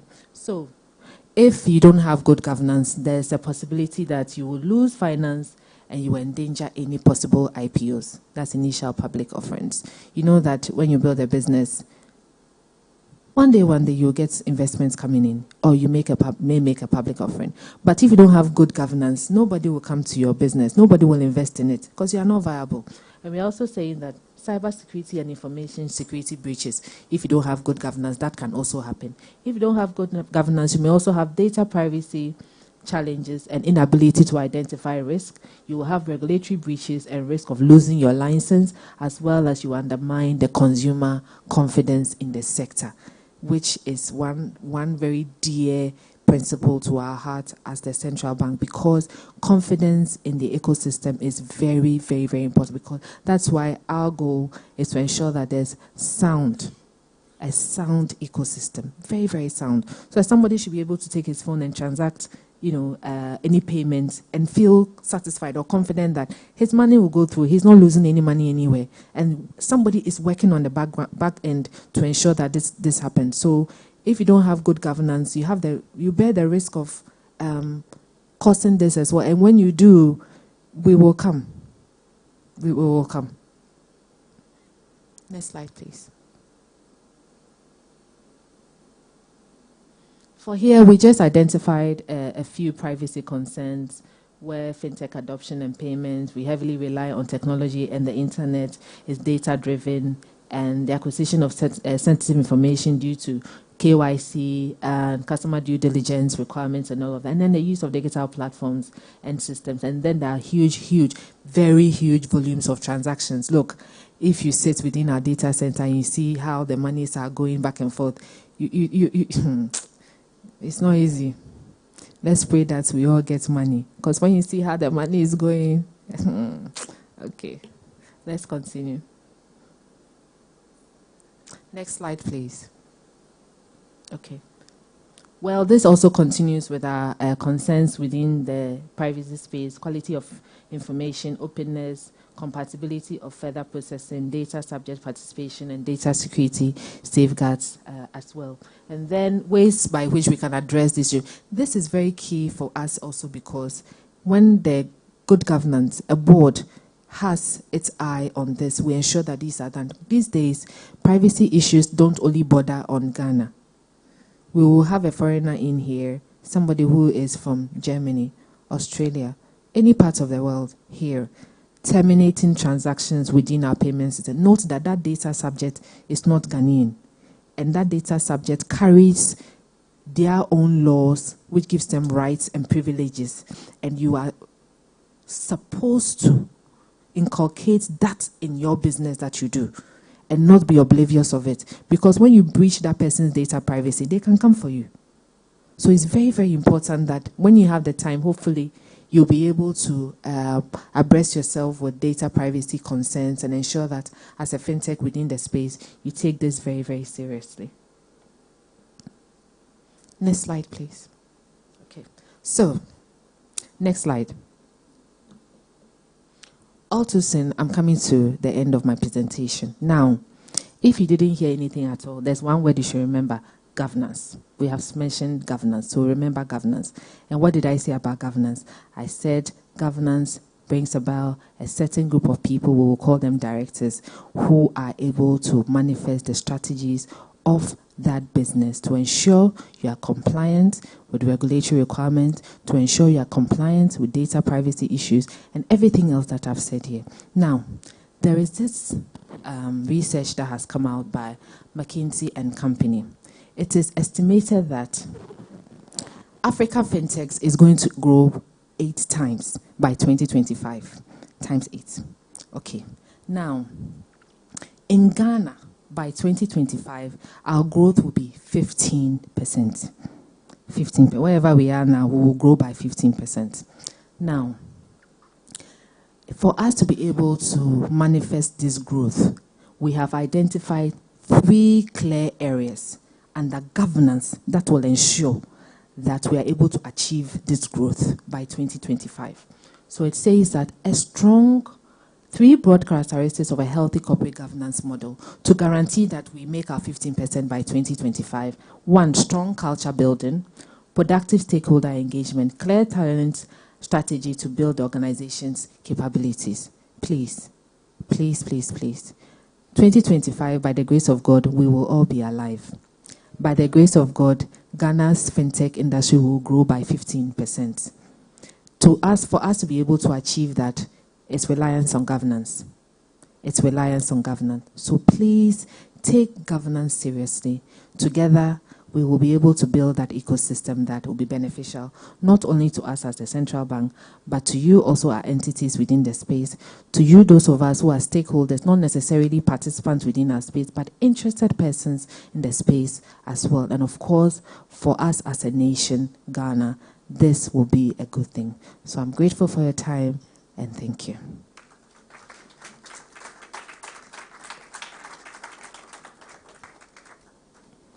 At this time, if I'm permitted, we will take a few questions and then we'll address them. Wow, okay. Hello. Hi, my name is Isi. Yes. Nice presentation. Thank you very much. But I almost feel scared. Why? As an innovator. Yes. Because there's a lot of disruption going on. Absolutely. And I heard the discussion about Shesi and what the students are doing. Some are phenomenal. Amazing. I know you have a sandbox. Yes. And it almost sounded scary working with the Bank of Ghana. How do you create a more... I know you're creating an enabling environment, but how do you hold their hands, especially the young ones? Because I know that innovation lies with them. Yes. And how we hold their hands and guide them in the process and not just send them back will help them develop and bring about more innovation and more disruption. Okay. So I'm wondering how the central bank does that. Okay. Rather than sounding a little too scary for me. I don't know if I was the only one. Thank you, AC. Let me take your question one. very quickly. It's Okay. quite loaded. Okay, please. So thank you very much. Again, so I'm just looking at that, looking at the requirements, looking at the corporate governance structures that you need to put in place, a board and all of that. So I have my daughter in Academic City. You know, they are beginning to do some stuff that I am sure that maybe myself, the things that we're doing will come nowhere near that. But I don't know how they will be able to put all of this very laborious and elaborate corporate governance systems to be able to do the things they want to do. Okay. You know, so that for me is there a space for that, even almost pre-startup, you know, to be able to also become fledgling, and then the same way we got Facebook and all starting from, you know, garages to become what they are. You know, Bubune and her colleague, their dreams don't get shut up because they have to deal with this. Okay. Thank you very much. AC. Okay. Sakib from Sakib. People's Pension, and maybe also related to the conversation, do all technology companies or fintechs have to be licensed as PSPs? Maybe that will also add value to the conversation. Okay. So thank you very much, Doc, Sakib, and AC. Thank you so much for this question. I think, AC, I'll start by telling you that I'm standing here. So I'm also trying to bridge the gap, and I'm smiling at you. The central bank is right here. We are here. So we are also trying to get close to industry. Hitherto, it wouldn't have been the case, but this is also us trying to get closer to you. And as a FinTech and Innovation Office, we operate an open door policy, so you can walk in, you can go on the website, either do a phone call, somebody will definitely pick up. You can book a meeting, we will have a meeting both virtually and in person, or you can submit you can walk in. So our office is open. First of all, the opportunity is there. And then secondly, when you look at our license categorization, we didn't start from the MTN. So we are not saying everybody can be like a Mobile Money Limited or an Airtel Tigo. Or, no, there are various categorizations with specific integrity capital requirement and with some even requiring no capital requirements. And so you have to consider yourself as an individual, as a young person. You see, there's growth. So let's appreciate processes and growth. Maybe you need to start from somewhere, measuring the risk that you are able to take on. Start from there, and then we grow from there. And then also, Mr. Sakib mentioned something about whether every tech company or fintech has to be licensed. When he said fintech, the answer is clear. It's a fintech and innovation office. If you're a fintech, you have to be licensed. Okay. Now, when you're a tech company, depending on what you're doing, you may have to be licensed. So we have a license category that's called the PTFSP. That doesn't even require any integrity capital. What that license category does, which I think we have even, has no integrity capital requirements, we see a lot of tech-enabling innovations or platforms. So you don't participate in the payments per se, but you enable it. So there are institutions, there are companies that are doing credit scoring for other entities to be able to provide their main or their core service. That kind of tech service provision can also be categorized and licensed. And for that license category, you don't need integrity capital for it. You don't pay, you just pay the processing fee and then you come in. And then when we go to a medium license as well, it's even reserved for Ghanaians. First of all, how many of you have read the license categories and requirements from the website of Bank of Ghana? Let's start from there. You see, not many of us have read it. Let's start. Go and read it. There's an opportunity for everybody in whatever you want to do. Even if you have a tech company and you're not sure whether I should license, come. Let me know what you intend to do, and I'll let you know whether I have to license you or not. So the information is there, the opportunity is there. So for young boys and girls, Bubune and her friends, the opportunity is there. You can always walk into the central bank and we'll always assist you. Nothing is too small, nothing is too big, nothing is too irrelevant. No innovation is out of place. Everything is possible. In fact, I am actually quite disappointed that I'm not seeing a lot of innovations. I'm not seeing it. But every aspect of our social fabric, whether health, agric, every aspect of it, there are problems. Where are the innovations to solve those problems? What are we doing? Everybody is coming, is payment, buying airtime. What is that? There's no innovation about that. It's easy to buy airtime. It's easy to do Momo. We are okay with that. Next level. How are you solving problems with farmers? Their irrigation. Small credit to do their business. The women in Makola, they are still holding cash. What can you do? What is the innovation you can bring up to solve that problem? That's why the sandbox is also open. And we created specific categories or framework for the sandbox, crowdfunding, among other things, that if you have any innovation within that space, you come through the sandbox. And that's why we're doing this. So if you come through the sandbox, the requirements are not like your regular license process. Every rule there is literally relaxed because of you. And we rather had a lot of foreigners attempting to get into the sandbox. whilst we are here. So the opportunity is there. Right now, I'm the one complaining. Where are you? You have to come through so that we are able to assist you. But the thing also, the advice to young people also is that where you are, we've been there before. But there's something also called growth and development. You don't just get up as a baby and you start running. Your idea is great. What about partnering others? What about building hubs amongst yourself to build a solid product and you get others? Because the older people may have the governance information. They'll be able to help you put your structures and systems together. So when you partner them, don't you see that as a fantastic collaboration for you? Think about that too.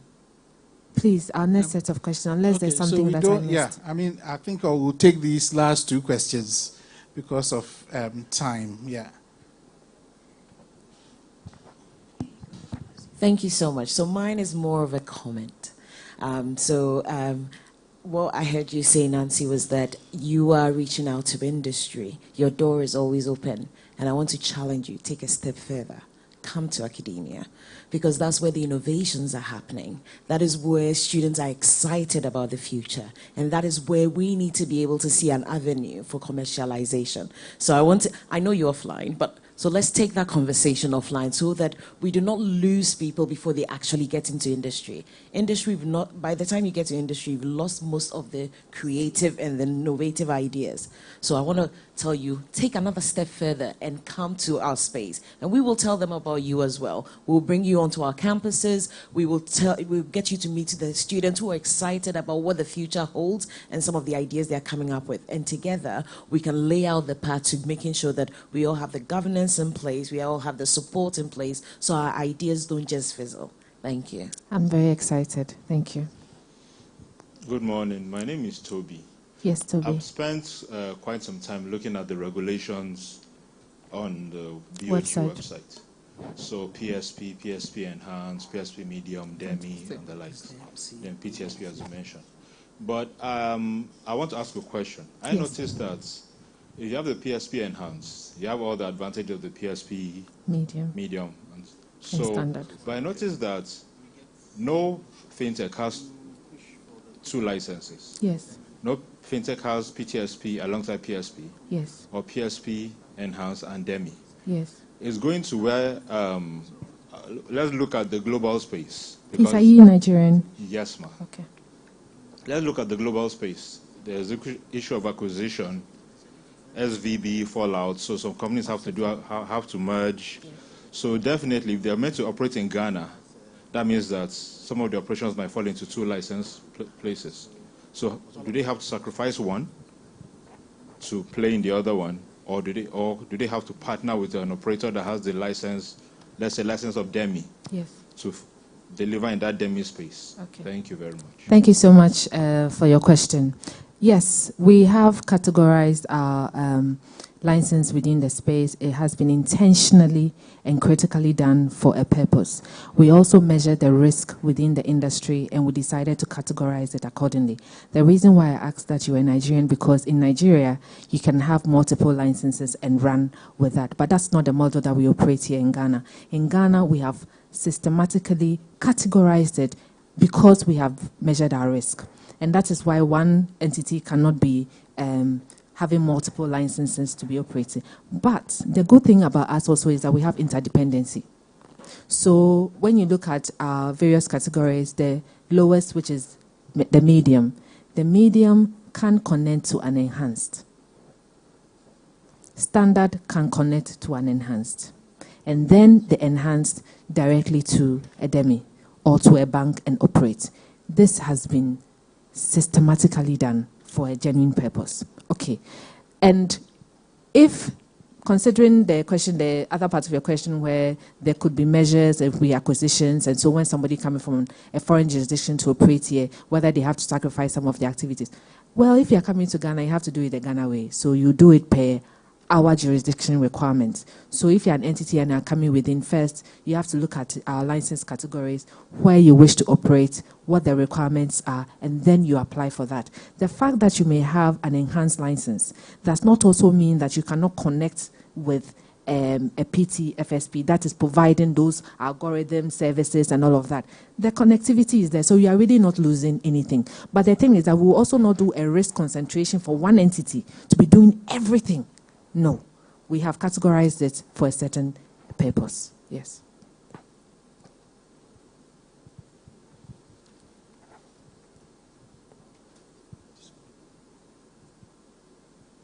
All right, I believe that will be it then. Ladies and gentlemen, a round of applause for Nancy as she takes her seat. Thank you so much, Nancy. Usually when businesses hear the sound of a regulator, we get uncomfortable. But what you just did here today was very refreshing. Another round of applause for Nancy as she takes her seat. Right, so we have a coffee break at this point. We're all going to move out for just 10 minutes. It's a very brief coffee break. And then right after that, we come back in for the second panel. It's a very interesting one, trust me. You don't want to miss it. Ably moderated by the astute Sami Battels. So you don't want to miss that. Right this minute, let's just walk out and grab something to eat, and then we'll come back. Thank you all. I'll see you soon.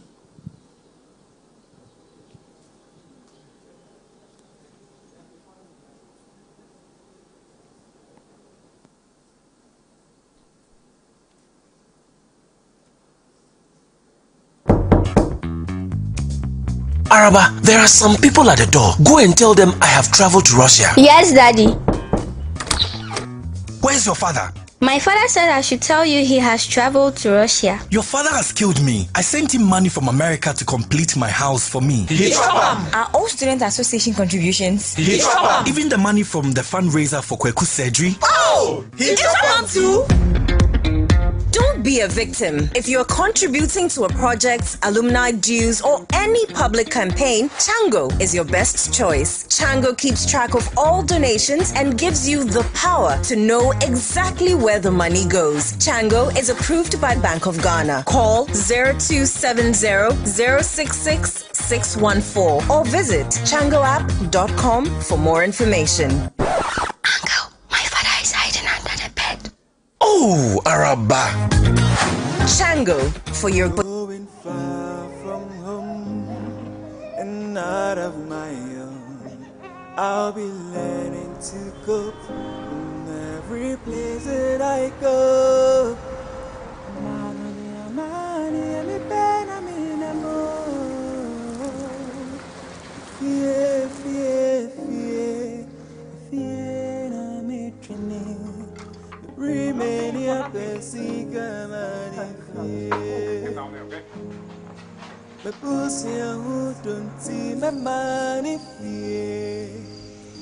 I wanna put a smile on your face, whether home or far away.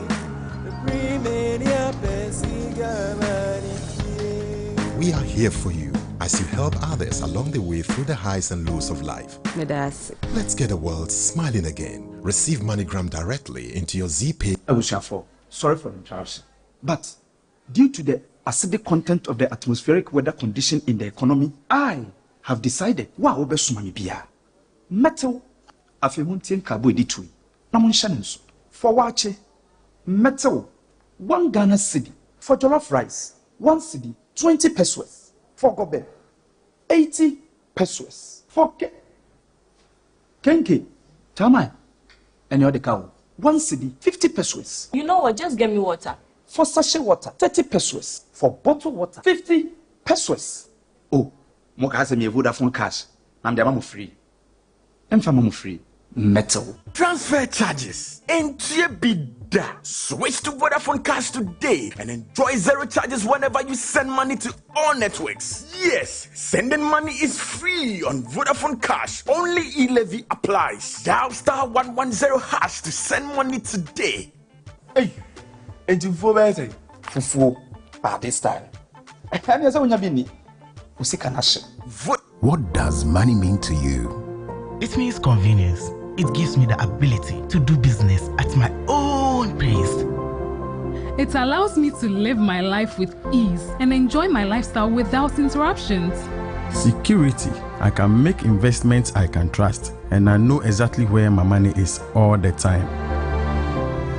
Having the flexibility to do what I want to. The feeling and peace of mind I get knowing I can safely receive remittances from my family and friends from the comfort of my home. Money means safety. Money means so many things to so many people, but no matter what you use it for or what it may mean to you, money is the one thing that keeps us going and makes our lives a little bit brighter. So what does money mean to you? Just Momo it. MTN. Hello, my name is Judith Aduma Bosman, and I'm the Mobile Financial Services Manager for Vodafone Cash, which is M-Pesa in Ghana. Our mission is to become the preferred mobile financial services solution for payments. By this, we want our customers to use their wallets for their everyday needs, which are payments for goods and services, payments for utilities, payments for groceries, and every other payment services that they consume in a day. Ghana has a population of 30 million, with over 50% between the ages of 15 and 64. Vodafone Cash has a strong brand perception and is widely used among the youth. 2 years ago, Vodafone introduced a free peer-to-peer and mobile money interoperability service. This allowed our customers to be able to send funds for free within the network and across the network. This service was to ease the financial burden on our customers with the influx of COVID and the electronic transfer levy introduced by the government. This service has been used by most of our customers, and some have testified of the savings they've made from using the free service. The future is very bright for Vodafone Cash. I see a lot of opportunities in the market to grow the market share of the business, especially through partnerships with financial institutions, driving payments across various merchant channels, and also promoting international money transfer. I'm going far from home and out of my own. I'll be learning to cope in every place that I go.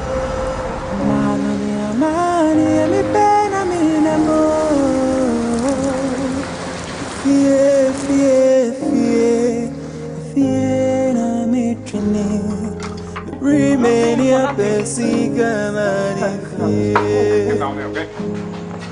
The pussy who don't see my money fear.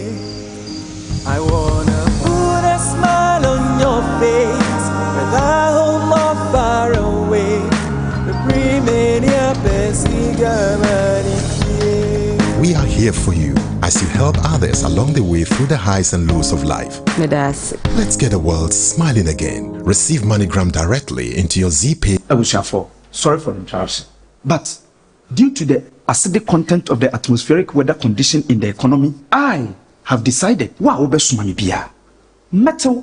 afemuntien carbohydrate namunshanenso for wache metal 1 Ghana cedi for jollof rice, 1 cedi 20 pesos for gobe, 80 pesos for kenke tamai and the cow, 1 cedi 50 pesos. You know what, just get me water. For sachet water 30 pesos. For bottled water 50 pesos.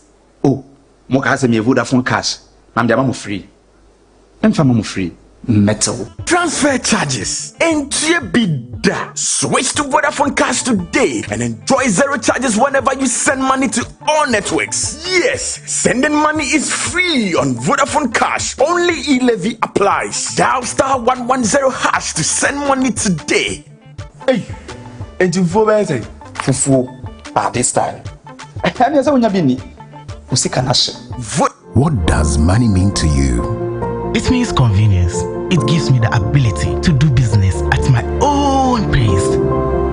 It allows me to live my life with ease and enjoy my lifestyle without interruptions. Security. I can make investments I can trust, and I know exactly where my money is all the time. Having the flexibility to do what I want to. The feeling and peace of mind I get knowing I can safely receive remittances from my family and friends from the comfort of my home. Money means safety. Money means so many things to so many people, but no matter what you use it for or what it may mean to you, money is the one thing that keeps us going and makes our lives a little bit brighter. So what does money mean to you? Just Momo it. MTN. Hello, my name is Judith Adumwa-Bosman, and I'm the Mobile Financial Services Manager for Vodafone Cash, which is M-Pesa in Ghana. Our mission is to become the preferred mobile financial services solution for payments. By this, we want our customers to use their wallets for their everyday needs, which are payments for goods and services, payments for utilities, payments for groceries, and every other payment services that they consume in a day. Ghana has a population of 30 million, with over 50% between the ages of 15 and 64. Vodafone Cash has a strong brand perception and is widely used among the youth. 2 years ago, Vodafone introduced a free peer-to-peer and mobile money interoperability service. This allowed our customers to be able to send funds for free within the network and across the network. This service was to ease the financial burden on our customers with the influx of COVID and the electronic transfer levy introduced by the government. This service has been used by most of our customers, and some have testified of the savings they've made from using the free service. The future is very bright for Vodafone Cash. I see a lot of opportunities in the market to grow the market share of the business, especially through partnerships with financial institutions, driving payments across various merchant channels, and also promoting international money transfer. I'm going far from home and out of my own. I'll be learning to cope in every place that I go.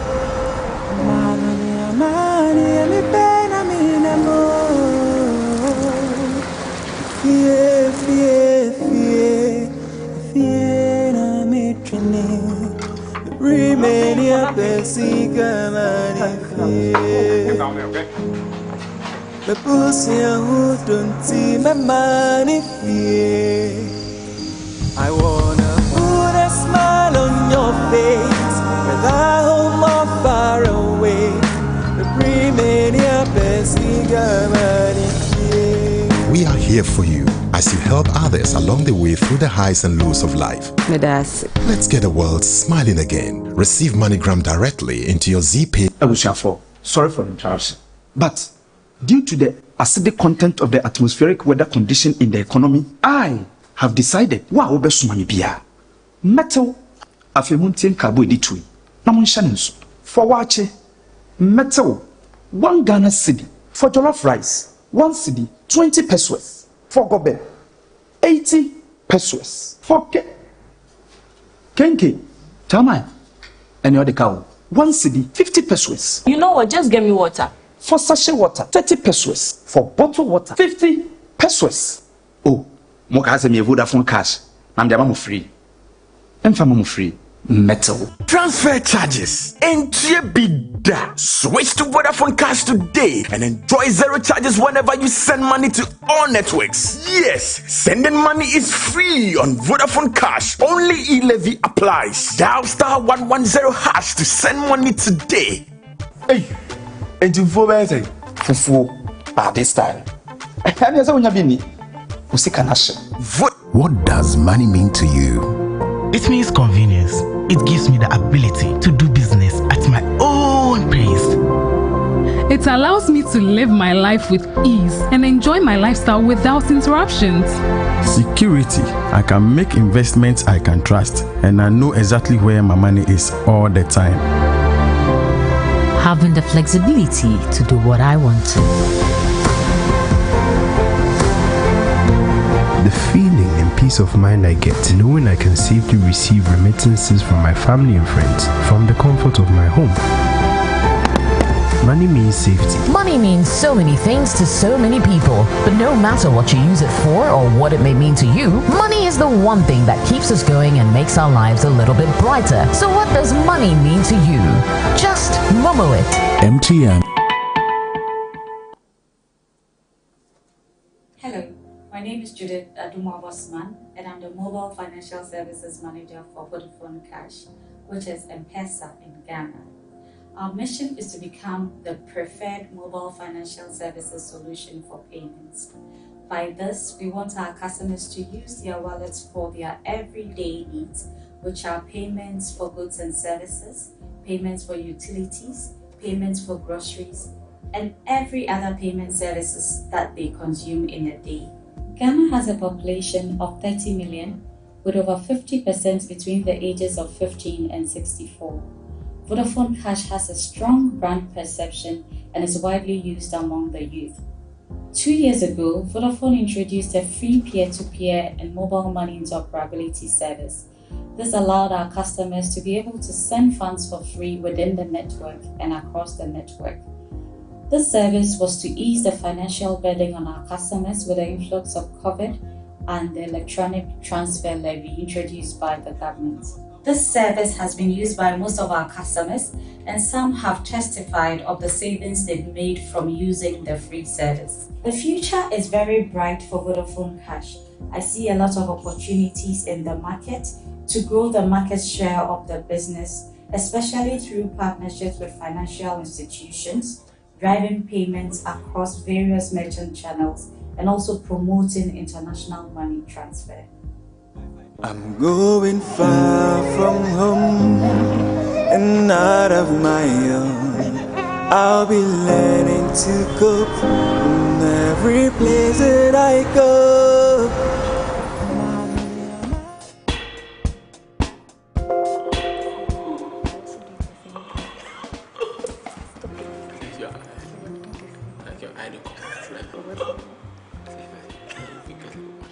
Hey. Thank you. Hey, someone just withdrew money from my account. Account? What account? Facebook? No, let's be serious. Mobile money account. Someone just withdrew money. Are you sure? I just got a notification. Are you sure you don't ask anyone to do so? No, I didn't send anyone to do that. Hey, sir, you relax and check. Okay. Telco has stolen my money. Let me call them. Oh, Telco cannot just steal your money just like that. Okay. I mean, are you sure you did not buy anything online that you use mobile money to pay? I didn't buy anything. Okay, fine. How about subscribing for a service that requires mobile money deduction? Which service in Ghana will cost you 2,000 cedis? 2,000 Ghana cedis? Which hotel could they In fact, this one, let's make the police case. It's hotel first. Yes, fine. But before that, are you sure you're the only one who knows your account details? Boss. No, I'm talking about your mobile money pool. I am the only one. Who will? Relax, take your time. Hey God, I've been careless. What is it? A week ago, there's this errand boy that comes around. So he was running an errand for a colleague, and I sent him with my phone and my PIN to withdraw money from me. It was an emergency. Huh. So you trust a stranger that much to give him your PIN? I needed help. You needed help? What kind of help? He didn't do it that day. Of course. If you had done it that day, it would have been so obvious. If you were a thief, would you have done it that day? So what do I do now? Change your mobile money PIN to prevent further deduction. So you had 2,000 cedis in your account, and we don't even have common Ghana rice in this house. Hey! Be smart. Do not be a victim of mobile money fraud.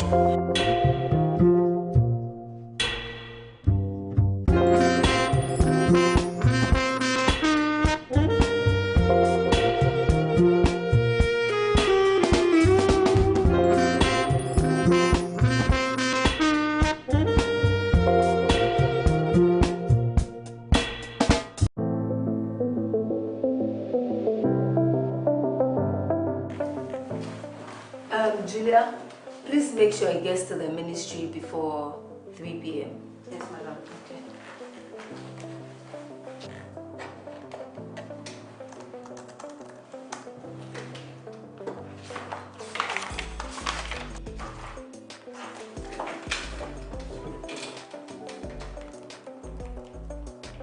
Hello, Julia. Yes, please, I need those files we worked on yesterday. Yes, and please be fast about it. Okay.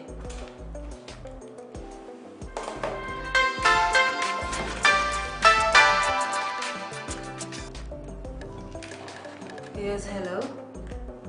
Yes. Yes. What? My son, what? Which hospital? Yes, I'm on. I'll be there right now. Okay. Please, I'll let my PA send it to you right now. 300 Ghana. Okay, please, number. All right. Okay. Okay. 0548 2442 42. Okay. All right. Julia, please, there's an emergency. I have to go to junior school right now. They say he just collapsed and I'm even confused. Please, take this money, eh? Go across the street and take this number and send the money. Please be fast about it, I'm begging. Madam, are you sure? Please! Julia, my son is sick. I have to get to the school. What are you telling? Madam, please calm down. This just doesn't feel right. What doesn't feel right? I mean, can you call someone? Anyone else at the school and find out if he's okay? Please. It wouldn't hurt to try. Okay, you say so.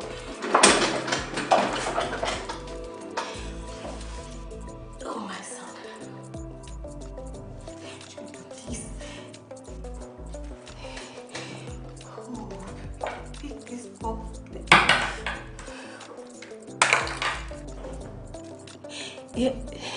Yes, hello.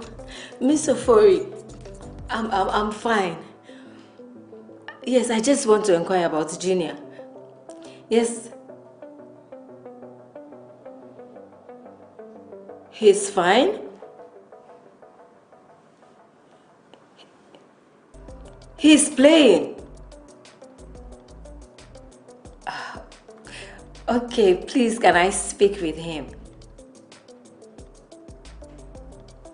Hello, Junior. Oh, my baby. Mommy loves you. Mommy is going to buy you a car, okay? Okay, dear. Take good care of yourself. Bye. Madam, I told you. Julia, you should open a church and I will be the first member. It's easy to become a victim of mobile money fraud. Be careful or you lose all your money. Thank you very much. Let me call this man again.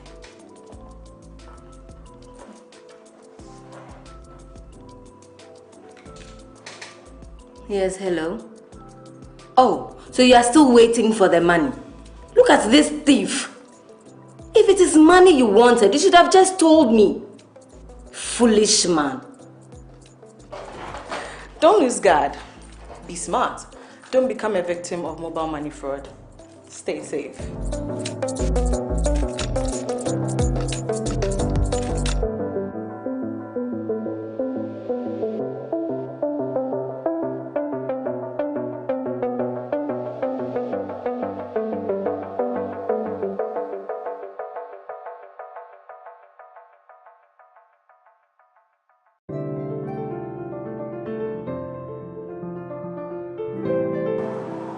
Hello. Hello. Mami ni London. Mambe. Oh, okay. Mami, ni London no. Auntie Becky Anna. Hey, we so okay. Hey, what to say? Ayo, me who watch no bia what to say ofie. Oh, nyame adomo bia ho ye na wo so e. Ah, ye da nyame ase. Hey, but say why your mommy penny? Oh, nyame ye das. Hey, baby, baby, madam for be bagana. Hey, sir. Me John, I'm saying your supplies. Sir? Aye. Shoe size be now she. 38. Oh, me to 40 close. Oh, and the case with me ashe. Oh, sir. Hey. Natari. And this size 12. Hey, I didn't even pepe. Oh, really? Madam for no MT4D is new. Okay. It's make a chance on for what? Me money akula kaka. Hey, that's vexed. Tiny shoes in kwa.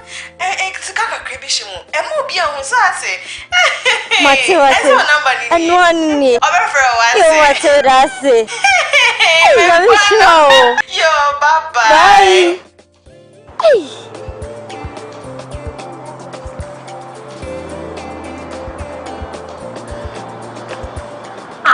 Where Gina? But there's no confirm Bona. I've been calling you, sir. I'm not picking a call. I was on a call. Do you know what has happened? I don't know. See that my auntie that I said that she's in London like 15 years now. I've not heard from her. She just called me. Where did you go and sleep? Ask me. I don't even know. Is she coming to take you? No. But she's sending us things.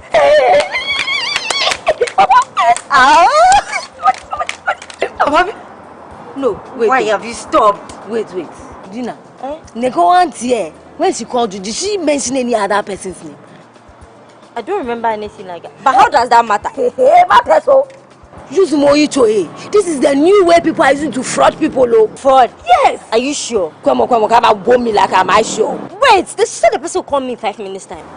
Yo, boy, about what they want you can't man to any meaning yo ya. I'm not gonna waste my time. Wait, hello? Yes, this is Gina. Man say you're bringing me the things. Your mama nyama se me fama. Intimidate and your mano. Oh, me will be a year delivery mammy intimidate nyama nyabe mano. Not the bisha why. Okay with us. What the menyako? Mame fro back. Oh, I should have seen this viola. Mommy, often if you know what it. I should have seen this view. She'll come back right now. Wait. This woman, I mean, believe ye. Let's go and query her. What query? Wait, me, I believe so. Wait. Yes, hello. Yenya problem kakrebio. Hey, problem me. Papa na ode nyoma ne ba no wenya fault kakrebi na. Fault ben. Ohia emwa. Sisia de min kiteska me so ameni mobile money. Nti se obetimi am Wano eya na me de usika na ma. Eden potin na ye papa no. Car tire na pai. Ne car tire pai. Nti ohia be sese. Ohia be se 200 cedis. 200 cedis. Odi en pacho me ba me for. No, but you are too Ghana. That's the problem, sister. What they one city can't amount to. Asha, let's read question. Query here. Charlie. Hello. Patrol se me auntie Ben esi fan your money brem Caro ana. Aye. Na se first was Belinda. Dabi na e kalu. And also fan your money brem me. Aye. Patrol me di the same. Madam, your man open na se wompe. Odi aye me pen your money biom keep him. Oh, aden. Oh, keep him. Unqual answers 25 different. Aden. Hello. Aisha. Hello. Hey, me favor. Hey, Charlie. Carlos Gade. Be smart. Use Oyito. Don't become a victim of mobile money fraud. Stay safe.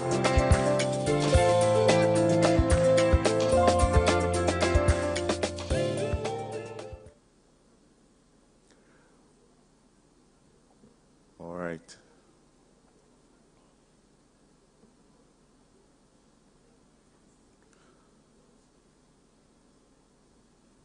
So we're moving into our next session, and this session aims to discuss the issue around optimal spectrum pricing and the right assignment processes, their impacts, as well as how governments have been addressing this important topic to enhance mobile services to every citizen around the world.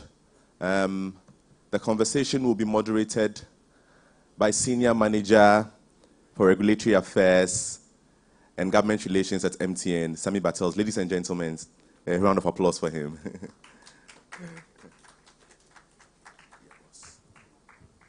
Thank you very much, Anefi. I will just be asking questions. I'll just be introducing the person who has all the filler on this. Good morning to you once again.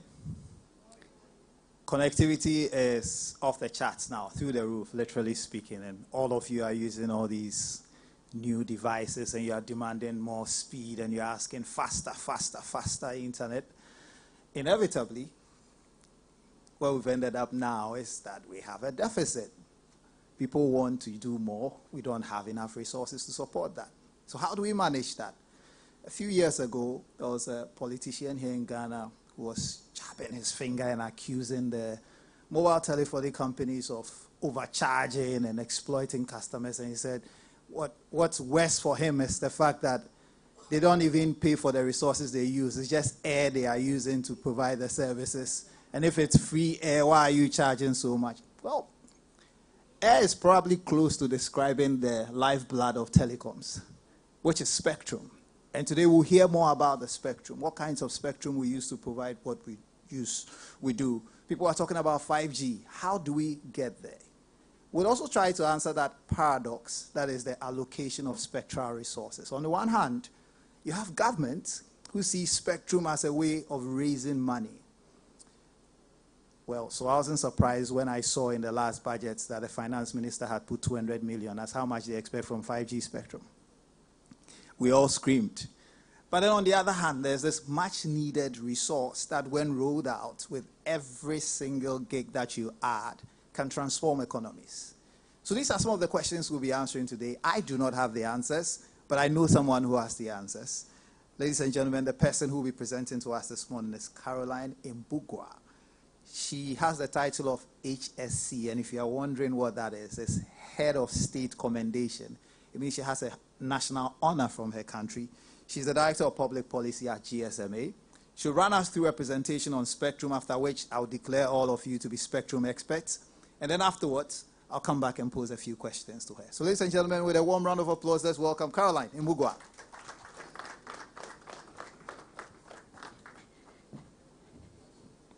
Good morning, good morning, good morning. So he has made me feel very important. And for a moment, I was looking around for this person. So yes, as he said, my name is Caroline Mbugua.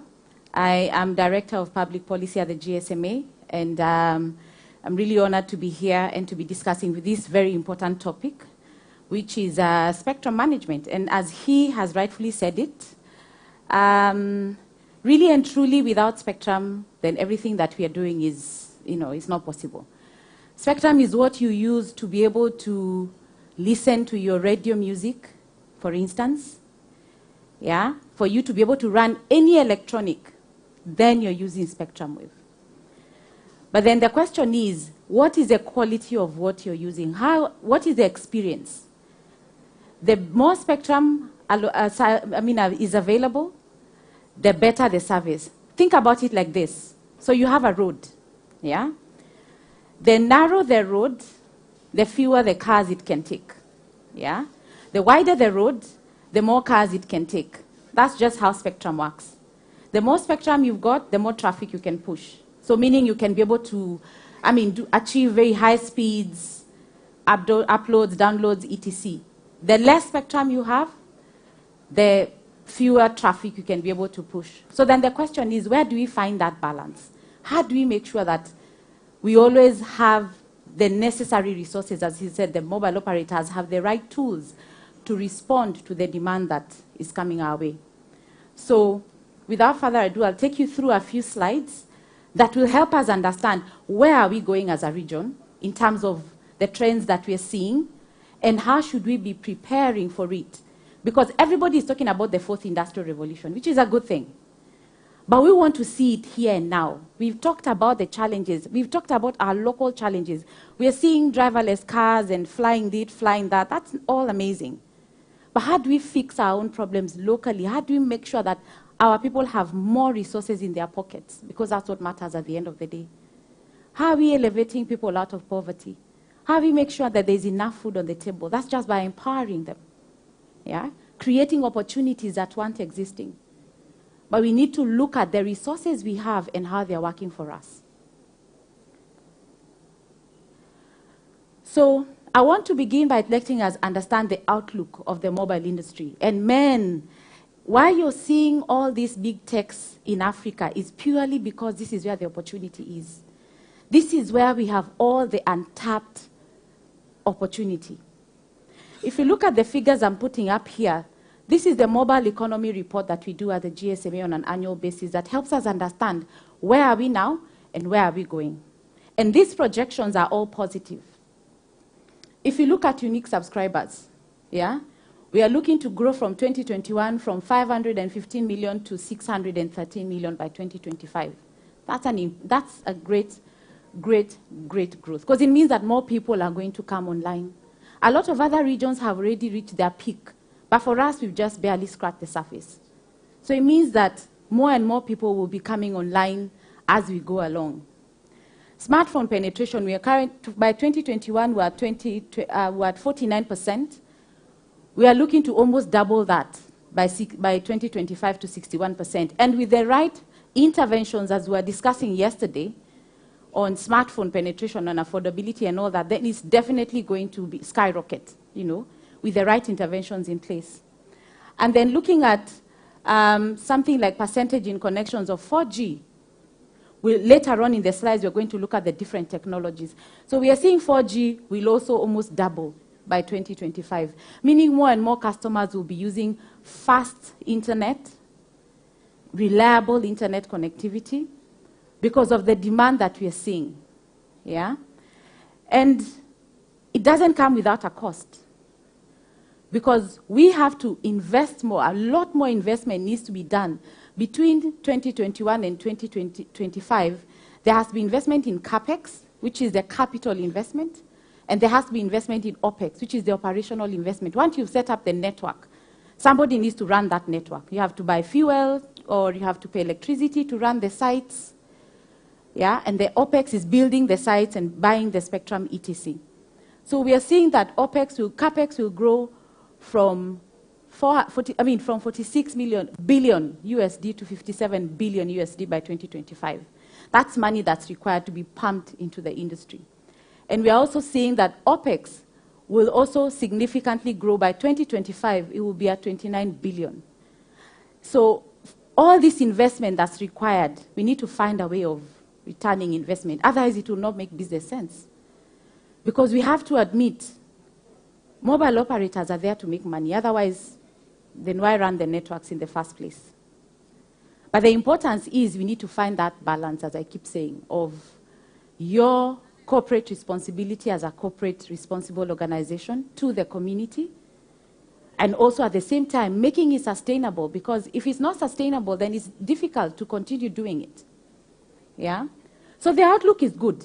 I want us to bear that in mind. The outlook is good. So you're in the right place at the right time, where the action is going to be taking place. So then we ask ourselves, how are we preparing for this? How are we preparing for this growth that's coming our way? Another thing that's driving this growth is, we discussed yesterday, we are a youthful population. So meaning that the youth want to interact with the internet more and more. If you speak to mobile operators, they'll tell you, because they have this data, out of their consumer base, the youth are the ones driving demand for data. Because let's face it, if you have children at home who are of a certain age, they will know how to interact with technology more than you with a PhD in technology. So I want us to bear in mind that that's the outlook that we're looking at. Again, if you look at this, this shows that data demand by 2027 will almost quadruple in our region. We are growing more than the global average. The global average is at 3.3%. We are at 3.8%. So in terms of growth, we are number one. And you know what that means? We have people's attention with us. But we need to be able to drive this narrative ourselves. Because if you look at the end of the day, how much gigabytes will be spent in a month, we are still far behind. Meaning the opportunity to grow is still much bigger than what we are seeing globally. But we need the right resources to be able to drive this. So then, we ask ourselves, so how do we make sure that we are prepared? How do we make sure that we have the right structures in place to be able to respond to the demand we are seeing? So we talk about spectrum management as a key resource, as a lifeline, as he said, as a lifeline of the mobile industry. So in terms of assignment of spectrum to various mobile operators, one important thing is to make sure that it's technology neutral. Meaning when you're providing these licenses for spectrum, you provide the flexibility of operators being able to launch any technology, 2G, 3G, 4G, 5G. When you give them that flexibility, you give the opportunity for innovation and investment without any limitation. And this is something that we have seen in many markets, and thankfully Ghana is one of those markets that already has technology neutrality in their licenses. Of course, we also talk about license duration. When you're issuing a license, because of how capital intensive, as you've just seen in the previous slide, because of how capital intensive the industry is, which will require a lot of capital, then it is important to issue a longer license period to allow for return on investment. Because we just discussed and said, if I'm not able to realize a favorable return on investment, then it's difficult for me to actually justify that investment. Yeah? So it's important, and at the GSMA, we recommend between 15 and 20 years of license duration. And then we talk about the spectrum fees themselves. And the spectrum fees, we have both upfront fees and annual fees. Now, I'll just make it clear that it's only in some regions, like Africa, for instance, where we have annual spectrum fees. Most regions, they just charge an upfront fee. But I'd like us to park the pricing issue for now, because I have a couple of other slides that will come where we'll now go deeper around spectrum license fees and the impact of pricing to various parameters. And then the other important thing that we have to look at is the renewal of these licenses. When you have a predictable process of renewing your license, complete with what will be the requirements, what business case do I have to put in place, do I have certainty that I will get my license? So let's assume, for purposes of argument, that MTN that is not clear that they are going to get a license renewal, for the next period. It's impossible for them to make any predictions. It's impossible for them to make any commitment in investment because of the uncertainty. We call it regulatory uncertainty that comes with it. So that predictable renewal process is very important to make sure that investment is not slowed down, because when it's slowed down, it will have impact on quality of service, quality of experience, etc. So these are some of the spectrum licensing best practice that we normally advocate for. And when you're talking about renewal of license, these discussions need to start between 3 and 4 years before the expiry of the license, just for that regulatory certainty that we have talked about. So once you have this in place, or rather once you follow this in how you're managing spectrum in your country, then you're almost guaranteed of getting it right in terms of how you do the assignment of spectrum. Then I wanted us to go through the evolution of technology. The first time I saw a device, I was puzzled, like a mobile device. I was puzzled because it was huge. And it was only one person who had it, the entire village, in my village, and he was a very prominent person at the time. And if you wanted to make a phone call, there was a long queue, and it was too technical, in terms of operating it. And we have made great strides in how we have come about. So we started off at 2G, where it was just making calls and sending messages, and 3G came that introduced Edge, so a bit of internet came around. Then 4G opened up our eyes to faster internet. And a lot of us, have relied on 4G all this time. But there's a new phenomenon that has come up, which is 5G. And everybody is trying to understand, how do we crack this 5G discussion? And 5G is what is going to power verticals. 5G is what is going to bring IoT to life when you talk about it. If you talk about smart cities, it can only be done on 5G. Because that's the one that has the characteristics that supports that. Low latency, ultra-fast speeds. Because without that, then you're not able to realize that kind of potential of 5G. So 5G is going to drive efficiencies. But then again, we are going to discuss more about it. So that's why you see there it has ultra-high speeds, low latency, and it was going to bring about new applications that we have not experienced with the other technologies. So I thought after that, for us, it's important to look at how we are doing technology-wise in Ghana. Yeah? So what you're seeing down here is 2G. So of course, as expected, 2G was the first to be launched and had its impact. But as you can see, it's going down. And we predict for it to be very minimal by 2030. But this can only happen if we find a solution to the existing problem of devices, affordable, smart devices, to be able to move consumers from 2G to more advanced technologies. Because the main reason why a lot of our people are still on 2G is because of the device issue. They can only afford a feature phone, for instance. So interventions need to be put in place to address the issue of device. So what are we doing for the governments, for instance, taxes that are on this device? How can we manage them? How can we start looking at being creative in how we levy these taxes? Of course, bearing in mind the opportunity that would come about once you have customers using more services in terms of data. Mobile operators, how creative are you getting in terms of value propositions, solutions, and products that provide some device financing, for instance, to the consumers that would make that shock to your pocket a bit more managed as opposed to buying the device up front. We have intellectual property, rights. How can we start having that conversation around managing that cost? And so on and so forth. So we need to find a way of managing the device issue because everybody is going the advanced technology way. So if we are left behind, what that will mean is that equipment manufacturers are going to stop doing research on legacy technologies, 2G, 3G, and are going to focus on advanced technologies. So what that means is that we are going to be running networks in old technology, old equipment. So of course, quality cannot be as great as should be expected. So that means that also the progression of our development is slower. So we have 2G, then of course a great chunk is on 3G, but we're also predicting that to come down and 4G to start pick up. And of course, with the right intervention in place, then we are also anticipating to start seeing some 5G activity anytime from 2023, 2024 in the market. Starting to think about what are these opportunities that can be unlocked by 5G. So this is the current outlook.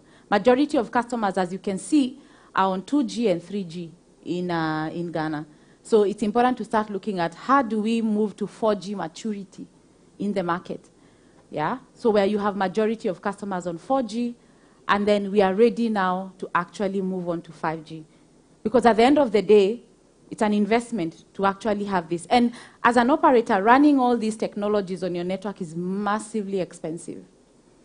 So there has to be a way that we manage this cost. And it can only be by retiring these legacy technologies, 2Gs and 3G. But that can be done, again, without, when you have a big customer base on those technologies. So now, we've talked about 5G. And as I mentioned earlier, 5G is coming to just address what we are seeing here. So of course, connectivity for all. But the one thing that is going to be very different with 5G is the massive IoT and critical communication. So this is going to now activate, like the way you want to have connectivity in your fridges, in your house, for instance, and also verticals, creating efficiencies in businesses. So when you have a port, for instance, as a country, 5G can come and create efficiencies in how you run that port by supporting a lot of the activities that are currently being done manually.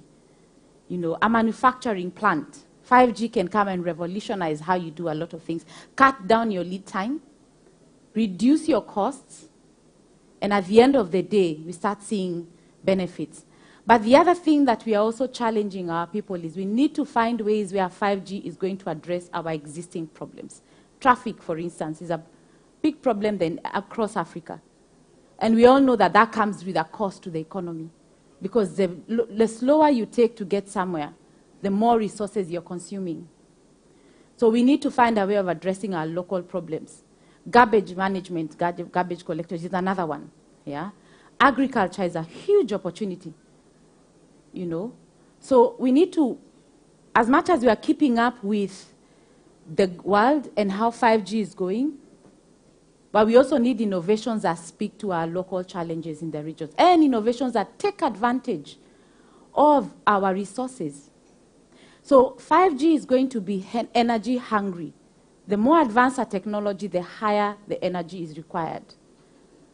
But we have a big resource, which is sunlight, wind in Africa. So how do we harness such resources when you are progressing to, this kind of technologies? So 5G is purely coming to enhance broadband connectivity. That is why you're hearing mobile fixed wireless that's taking place in a lot of other countries. And also, of course, will create, innovations in technology. But now, for 5G to be optimal, for you to unlock the full value of 5G, you have to assign spectrum in all these 3 bands. This is the upper bands, mid bands, and low bands. And all these bands have different characteristics, and that is why they are required. So millimeter wave, for instance, which is the high band, is the one that will provide that very high speed that we are looking to achieve. That's a spectrum band that's going to provide that. Sub-1 gigahertz, which is the low bands, is the one that is going to provide that coverage that we are looking at. So that we're talking about 700 megahertz, 800 megahertz, etc. Is going to provide that kind of coverage we are looking for. And then the mid-band normally have a good combination of the two.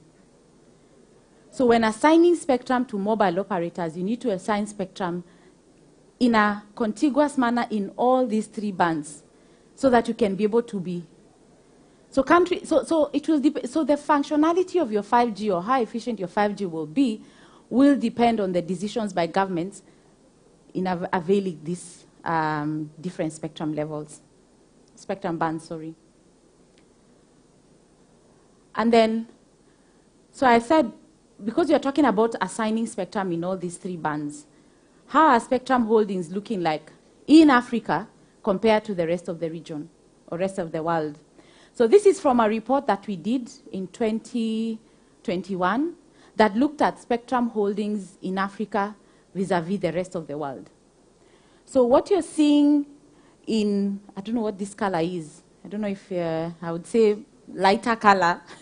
This is a turquoise, yeah? This is above 1 gigahertz, and this is sub-1 gigahertz. So for Africa, as you can see, we have availed less spectrum across board compared to other regions. On both the sub-1 gigahertz and above 1 gigahertz, we have availed less spectrum. And we've just discussed the analogy of the road. The less spectrum you have, the more constrained your services are going to be. And when you look at also the total holdings, per megahertz, again, Africa is lower than the rest of the region. So it means that when you're in Europe, for instance, you will experience faster data speeds than when you're in Africa. And we just discussed the power of efficiency speeds can provide. And then I thought it's good for us to look at the spectrum assignments in Ghana. So sub-1 gigahertz is what you're seeing on that side. So sub-1 is below, is 900 and 800, and then 2600, 2100, 1800. So you'll notice that we don't have spectrum we don't have 3.5, which is mid-band spectrum for 5G. We don't have millimeter wave already assigned. So then it means that, we need to start moving towards that direction for us to be able to realize 5G in Ghana.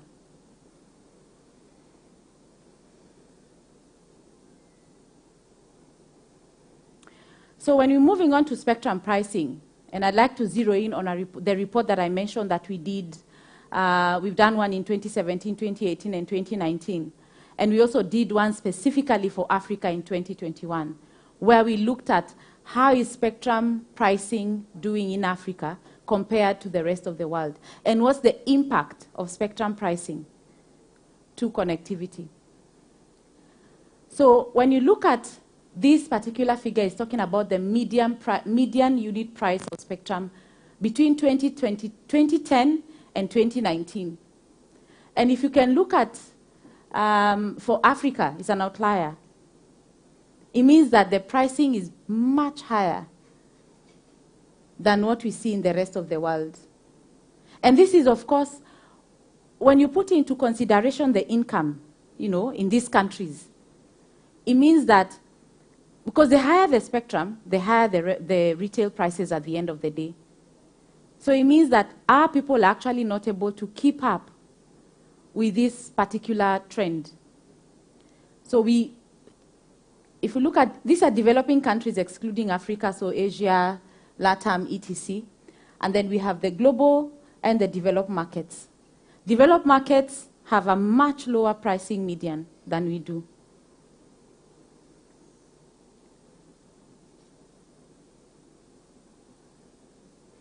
Again, in this particular report, we looked at, of all the spectrum that had been assigned globally, all the outliers, all the high prices, which is what you're seeing here in blue. Blue is Africa, developing countries, and developed is the other color. I think it's orange. So what you're seeing, all the outliers, is Africa, Burkina Faso, Mauritania, Sao Tome, Mali, Niger, Zimbabwe, all of the outliers is Africa. So that means that we need to relook at how we are doing our spectrum pricing as Africa if we are really committed to the digital transformation agenda in our countries. Now, so what is the impact of spectrum pricing? So number one, spectrum will impact coverage of networks in that country, because you cannot roll out sites without spectrum to be able to power those sites. So the higher the price, of course, the lower amounts of spectrum you can afford to buy or you will buy. It means that then your sites that you roll out will be fewer. And that's shown here. If you look at markets with more spectrum have higher coverage. So yes, markets with more spectrum have higher coverage. Yeah? So you see, the higher the spectrum, your coverage is higher.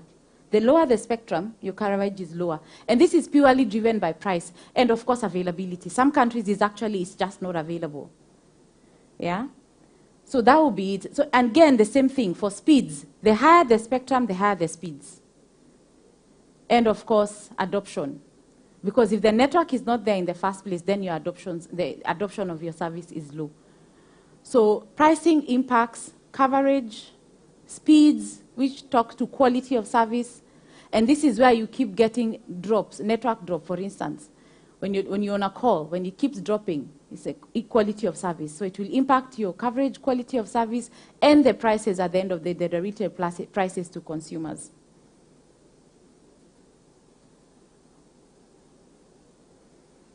And the same thing, so the other one was on availability of spectrum, so this is also, of course, around pricing of spectrum. And the findings are more or less similar. Higher spectrum prices, it means that the availability is lower, it means that then coverage is lower. But when you have more spectrum, coverage is better, etc. Now, this is just a summary of what I was saying. So on network coverage, developing countries, we have slower deployment of 4G and 3G network, purely because of spectrum availability and pricing. And then developed countries only had slower deployment of 4G. So we lagged behind both on 3G and 4G, and we are already lagging behind on 5G. Yeah? And this is just a summary of what I was discussing. I'm looking at my time, and I see that I am not doing very well on time. So what is our key messaging? What are we saying at the end of the day? In terms of amount of spectrum, avail the right amount of spectrum to consumers. And we normally advocate for 100 megahertz per operator. Because again, we said, it's an issue of resources. Once you have the right resources, you're able to roll out the right service. And then timing, avail this spectrum at the right time. For you as a government will determine how fast the evolution of technology in your country will be with the spectrum that is assigned. Yeah? And then also talking about pricing, factor in local context. The price should be dictated by market forces. and not necessarily driven by revenue targets, as an example. So factor in, can the market absorb that kind of cost? Because the cost will be passed down to the consumers at the end of the day. So here we talk about then how do we get it right? How do we make sure that all these principles that we've been discussing are actually realized? So we talk about the importance of having a spectrum roadmap. A spectrum roadmap gives that regulatory certainty of when spectrum will be available, how much of it will be available, what will be the cost, etc. And a roadmap really and truly is just as simple as what it sounds, roadmap. So you'll say you have 3.5 megahertz available in 2023, for instance, as an example. Yeah? So then, as a country, you know by that time I should be ready to launch 5G. And why is spectrum roadmap important? Number one, to government, it helps you in planning the technology development in your country. It helps you also in planning your revenues. So you know you can target, by this time when I plan to avail this spectrum, this will be what I'm going to get out of that amount. And for operators, it will be that regulatory certainty that we are talking about. Then you can be able to have those long-term plans and know that by this time, this particular band is going to be available, and so forth and so forth. So spectrum roadmaps are key because, as I said, it helps government forecast future trends, and of course, manage risks that come with political messaging. So we have issues where in our region, and this is not just common to Ghana, is in Africa, whenever you have a change of regime, it's almost like you have to roll back in the planning. But with such documents in place, with such instruments in place, then it's difficult to roll back on some of these things. So a spectrum roadmap is very important because it guides both the government and the industry in terms of the evolution of the sector on technology-wise. And when preparing a roadmap for 5G specifically, we normally advocate for, number one, identification of that spectrum.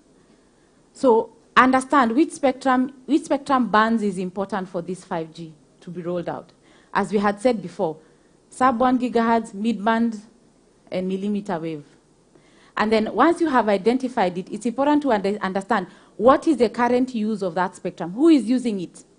Because sometimes you will have some legacy technologies using that spectrum. For instance, 3.5, which is mid-band, a lot of our countries is WiMAX operators that are using it. So who's using that spectrum? That's number two. Number three, where can you move them to? Because they need to move out of those bands. Where can you move them to? How many customers are they serving? Can those customers be served by other future or developed technologies like fiber, for instance? Yeah? So once you have identified that, then you start a clearance process. Clearing those bands and making them available. And then, of course, you put them, then you start forecasting a time and say it will be clear by XYZ time. Then once you have done that, is to understand what is the valuation of that spectrum. How do we price it? What spectrum design do we use to avail it to the market? Is it an auction? Is it a beauty contest? Is it a combination of the two? So that is determined, country by country. And then lastly, of course, doing an implementation of it. So calling an auction or calling a spectrum for beauty contest. Lastly, this is my last slide, I promise. And I have questions for you after this. So I hope you've been taking notes. So here we say that, again, just to summarize what I was talking about, avail spectrum at the right time, the earlier the better, and the only way to make sure this is done is to have your roadmaps in place. Again, importance of availing it in the right conditions, so technology neutrality is one of them. Rollout obligations should be considerable and not necessarily onerous. We talk about coverage by population as opposed to geographical, because there's no point of covering a bare land, for instance. That's just resources that are lying idle. That is a cost to the economy as opposed to covering a specific individual. And then, of course, we're talking about pricing. We've just understood that pricing has an impact on coverage, quality of service, and prices to consumers. So at the end of the day, what you're saying, everything we talk about digital transformation, everything we are talking about, coverage gap, usage gap, gender gap, rural connectivity, tech for girls, everything you hear technology, all of it is built on spectrum. So if we don't get it right at the point of spectrum management, then we get it wrong in everything else. So if you don't remember anything else when you're leaving after this entire workshop, remember the importance of spectrum. Because at the end of the day, that is what will power your radio, for instance. That is what will give you content on your TV. And that is what allows you to be able to make your communication on your mobile. And this year we have a huge conference happening, which is the World Radio Conference, where they're going to be discussing these decisions on spectrum management.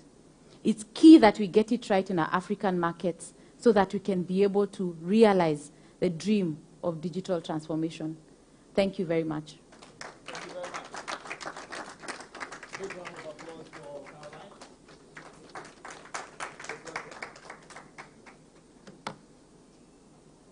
Should I use that one? All right. We are very fit. We'll be here for just a few minutes. Do you mind standing or No, you I want to don't. take a I seat? don't, no. Great. So we keep it going. A big round of applause for Caroline. So have we successfully converted all of you to advocates for the mobile industry so you tell the powers that be release the spectrum? So we can give you greater speeds, you know, like motorway speed. 6-lane highway, right? So you can do more, right? Great. I'm going to ask a few questions, and then afterwards I will come to you if you have questions. Other than that, we will ask you questions. Before then, as Caroline was speaking, I had to go back 30 years to the great, one of the first mobile phones in this country. It was called the Mobitel 8800X. Ladies and gentlemen, the 880X. If you can show it. I guess the popular name for it at the time was Mijna Bontena Mekasa. Guys, can you please show me the Mobitel? Okay, it's not ready. Oh, they were about to show it. So let's just go on with the questions. Caroline, well, this is it. This is from the 8th March 1993 edition of the Daily Graphic. And as you can see, this was heavy. You needed muscles to carry it. And if you carried one, you were a big man. But we have evolved up to this point. Caroline, you did mention that Ghana is one of the few countries with tech neutrality within our licenses. Unfortunately, we are not. Ken and I and everybody else have been preaching this for a while. But just to explain to us, you said it makes it easier. From the government perspective, I mean, we've heard people say, if there's tech neutrality, they are not going to pay for 2G license separately, 3G license separately, 5G license separately, 4G license separately.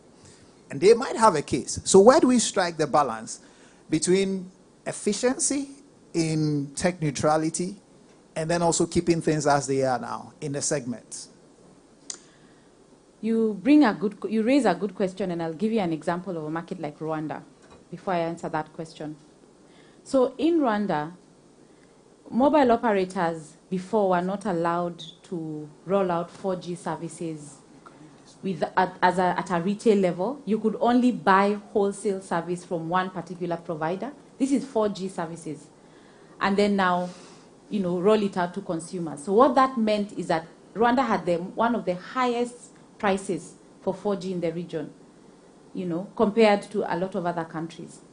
So what does this mean? It means that most consumers will remain on 2G and 3G. And we were talking about the retirement of these legacy technologies. So then, as the world is moving towards advanced technologies, they are left behind in the 2G and 3G discussion. So what we tell the government, because the good thing about Rwanda, they have changed that with a new broadband policy, and now operators are allowed to roll out 4G. So what we say is, the importance of having that technology neutral license is because as an operator, you're able to optimize your investment in your network. You're able to optimize your network resources because you're not rolling out a network. You have to think about the transport of this traffic, backhauling of this traffic, core part of your network, etc. All these elements come with a cost. So when you're planning your network and you don't have flexibility, it increases your costs increases your efficiency, and it has an impact on quality of service. So at the end of the day, we ask governments to sit down with operators and have a discussion around a unified licensing program that is technology neutral. Because at the end of the day, the benefits are to the consumer, operator, and government. And in most places that we see, particularly like the country I come from, there are no charges for a technology neutral license. So moving from one technology to a technology neutral license, there are no charges because of the benefits of technology neutrality. Because once you have that flexibility, we see the impact even at a GDP level. So we say that at the end of the day, it has to be a consultation between government and operators to see that value that is derived by technology neutrality. When you showed us that evolution from 2G to where we are going now in 5G, it's quite interesting to see the plunging numbers of 2G. And yet, 2G has a large amount of spectrum which is sitting there underutilized. One of the most popular things you hear people say is, but nobody should be left behind. So why should we migrate out of 2G when people in the village are still using 2G devices? Now, 2G services is currently sitting on very prime spectrum that can be refarmed for future technologies like 4G, as an example, without even having new spectrum to the operators. So that can be refarmed, meaning it can be reused, let me say it like that, for 4G. So that will be one of the values of moving to these future technologies. Now, it's difficult for us to completely shut down 2G, 3G, as I mentioned, because of our current problem of consumers still, big population being on 2G. And this is a problem across Africa. And that's why I said it's important for us to crack the device issue.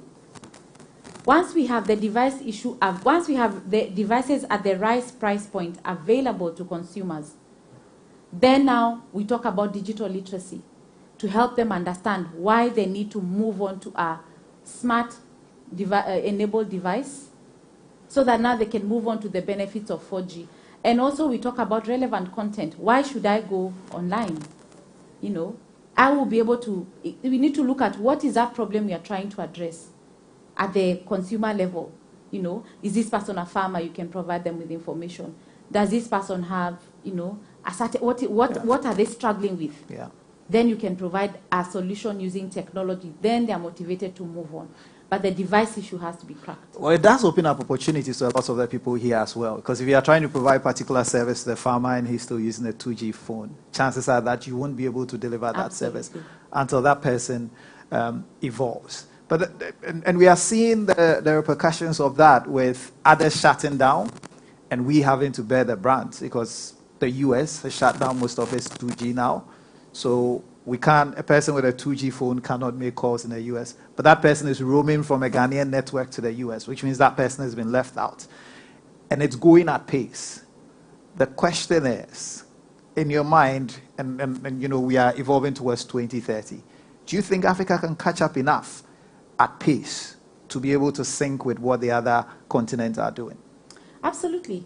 I think we can, but not without some work.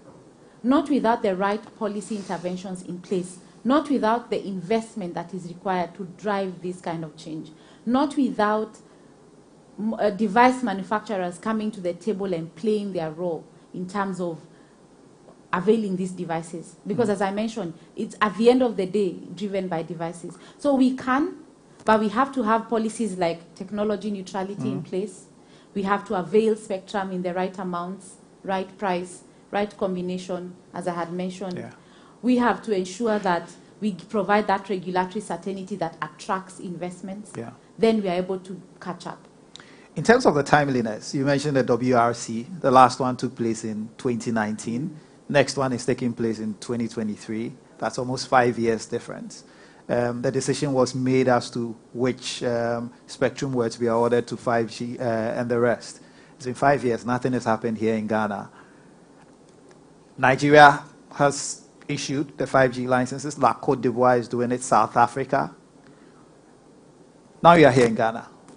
How crucial is it for the Ghanaian government and indeed the regulator to take this step? And do you again see a scenario where Ghana will have to play catch up with its neighbors in West Africa? It's an interesting question that you ask, and it's one that I would say, really and truly, at the end of the day, the faster you can run, in a race, of course, the greater the results that you get. You're right. Countries like Nigeria, South Africa, Kenya, Tanzania have already assigned spectrum for 5G. So it means that they've already started making their strides on 5G.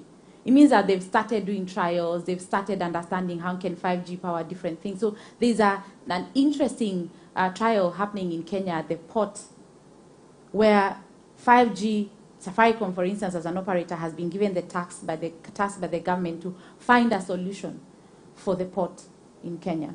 So it means that if that port is going to be efficient, then it's going to be competitive compared to other ports in the region.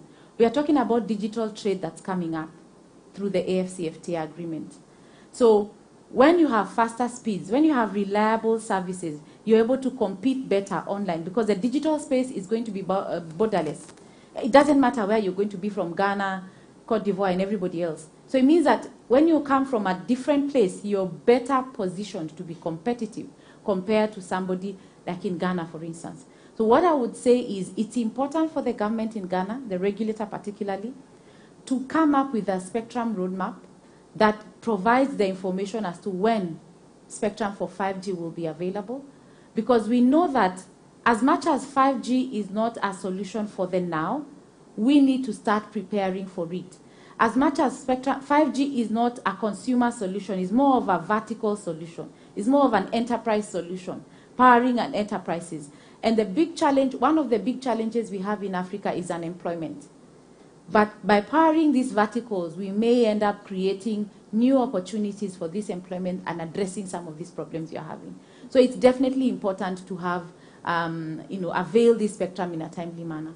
Well, so I guess the politician I spoke about was right. Spectrum is air, but that air is not just accessible.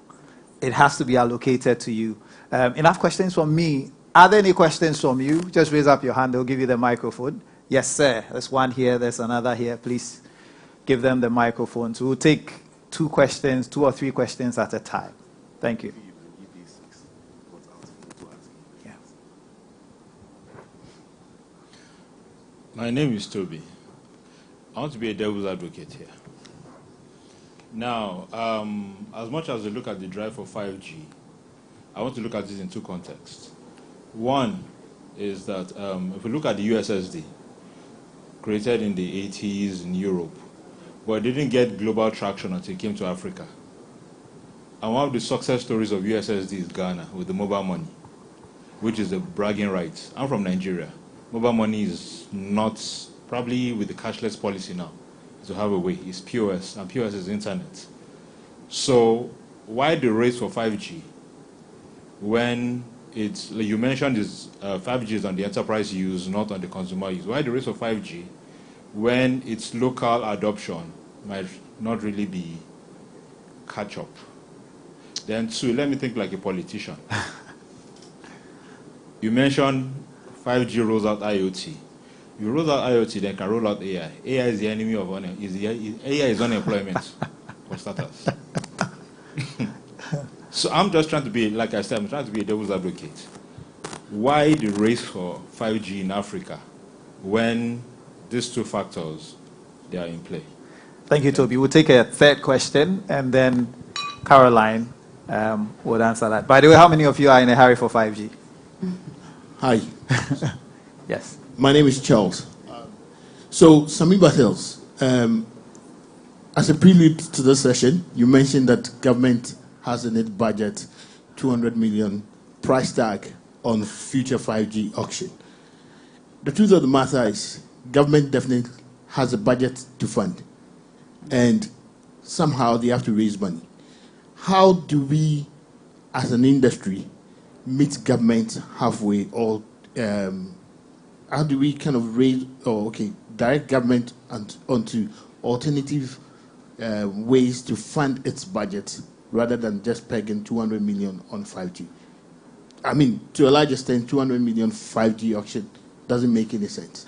But government needs money, bottom line. Thank you very much, Charles. We'll take answers to those 3 questions. Caroline, starting with Toby's question. First one being adoption. and why the race to introduce 5G? So I like the comments that he has brought up because it's a very interesting dialogue that's currently happening in the region. Why the race to 5G? Why? I mean, it's not our problem. But I will tell you, Tobe, it's a very, very important that we get involved in the 5G discussion. Because the reason why right now we are saying 5G is an IoT power, artificial intelligence, is because we've not been involved in the discussion as Africa. So our unique challenges, as I mentioned, have not been put into consideration because you've been missing on the table. So yeah, fine. Right now we are talking about IoT, and it's a good thing. But as I mentioned earlier, we have a lot more other challenges in the region that can be addressed by technology. It doesn't have to be necessarily IoT. I'll give you an example of mobile money. Nobody had thought about it until Africans thought about it and it could, address a certain challenge in our region. So we don't know if we give our innovators the opportunity, as I remember someone was talking about here, a solution can come up that will address some of the issues that we are grappling with. But it will not come up if you're not ready for that technology. So what I'm saying is that 5G is important.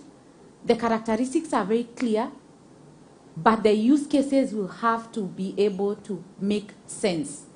Otherwise, then there is no point of having it in the first place, because you rightfully said it. I don't see why I need to automate a business that creates employment for 5 people. But how about come up with something that these 5 people can earn an even better livelihood? Because if you look at what we pay people for manual labor, these kind of jobs that can be automated, it's peanuts. Let's just be honest, it's peanuts. It barely makes sense. They barely meet the, they barely make a living that can give them dignity. But if you open up opportunities for them through technology, then you're able to see the transformation that can happen in their lives. So what you are saying as Africa, we need to drive our narrative. We need to have this technology in place. And we need to power our innovators, provide them with funding, so we can have solutions that are focused on agriculture, for instance. Yesterday, we had a session on agri-tech. Our farmers are still using archaic ways of farming.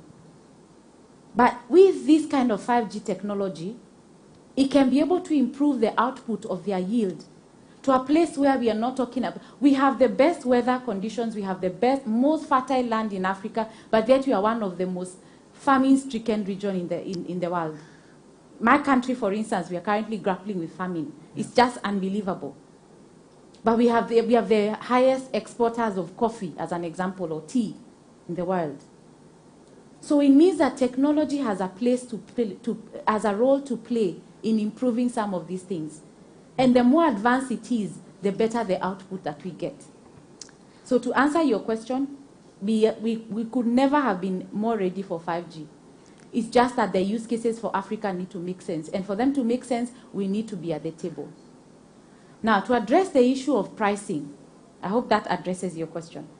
To address the issue of pricing, so when the government makes a declaration about an amount, then my question goes to how much of that spectrum will be pegged to this 200 million, for instance? How much are they selling it per 100 megahertz, as an example? What is that valuation pegged on? Because I had mentioned it has to have that local context.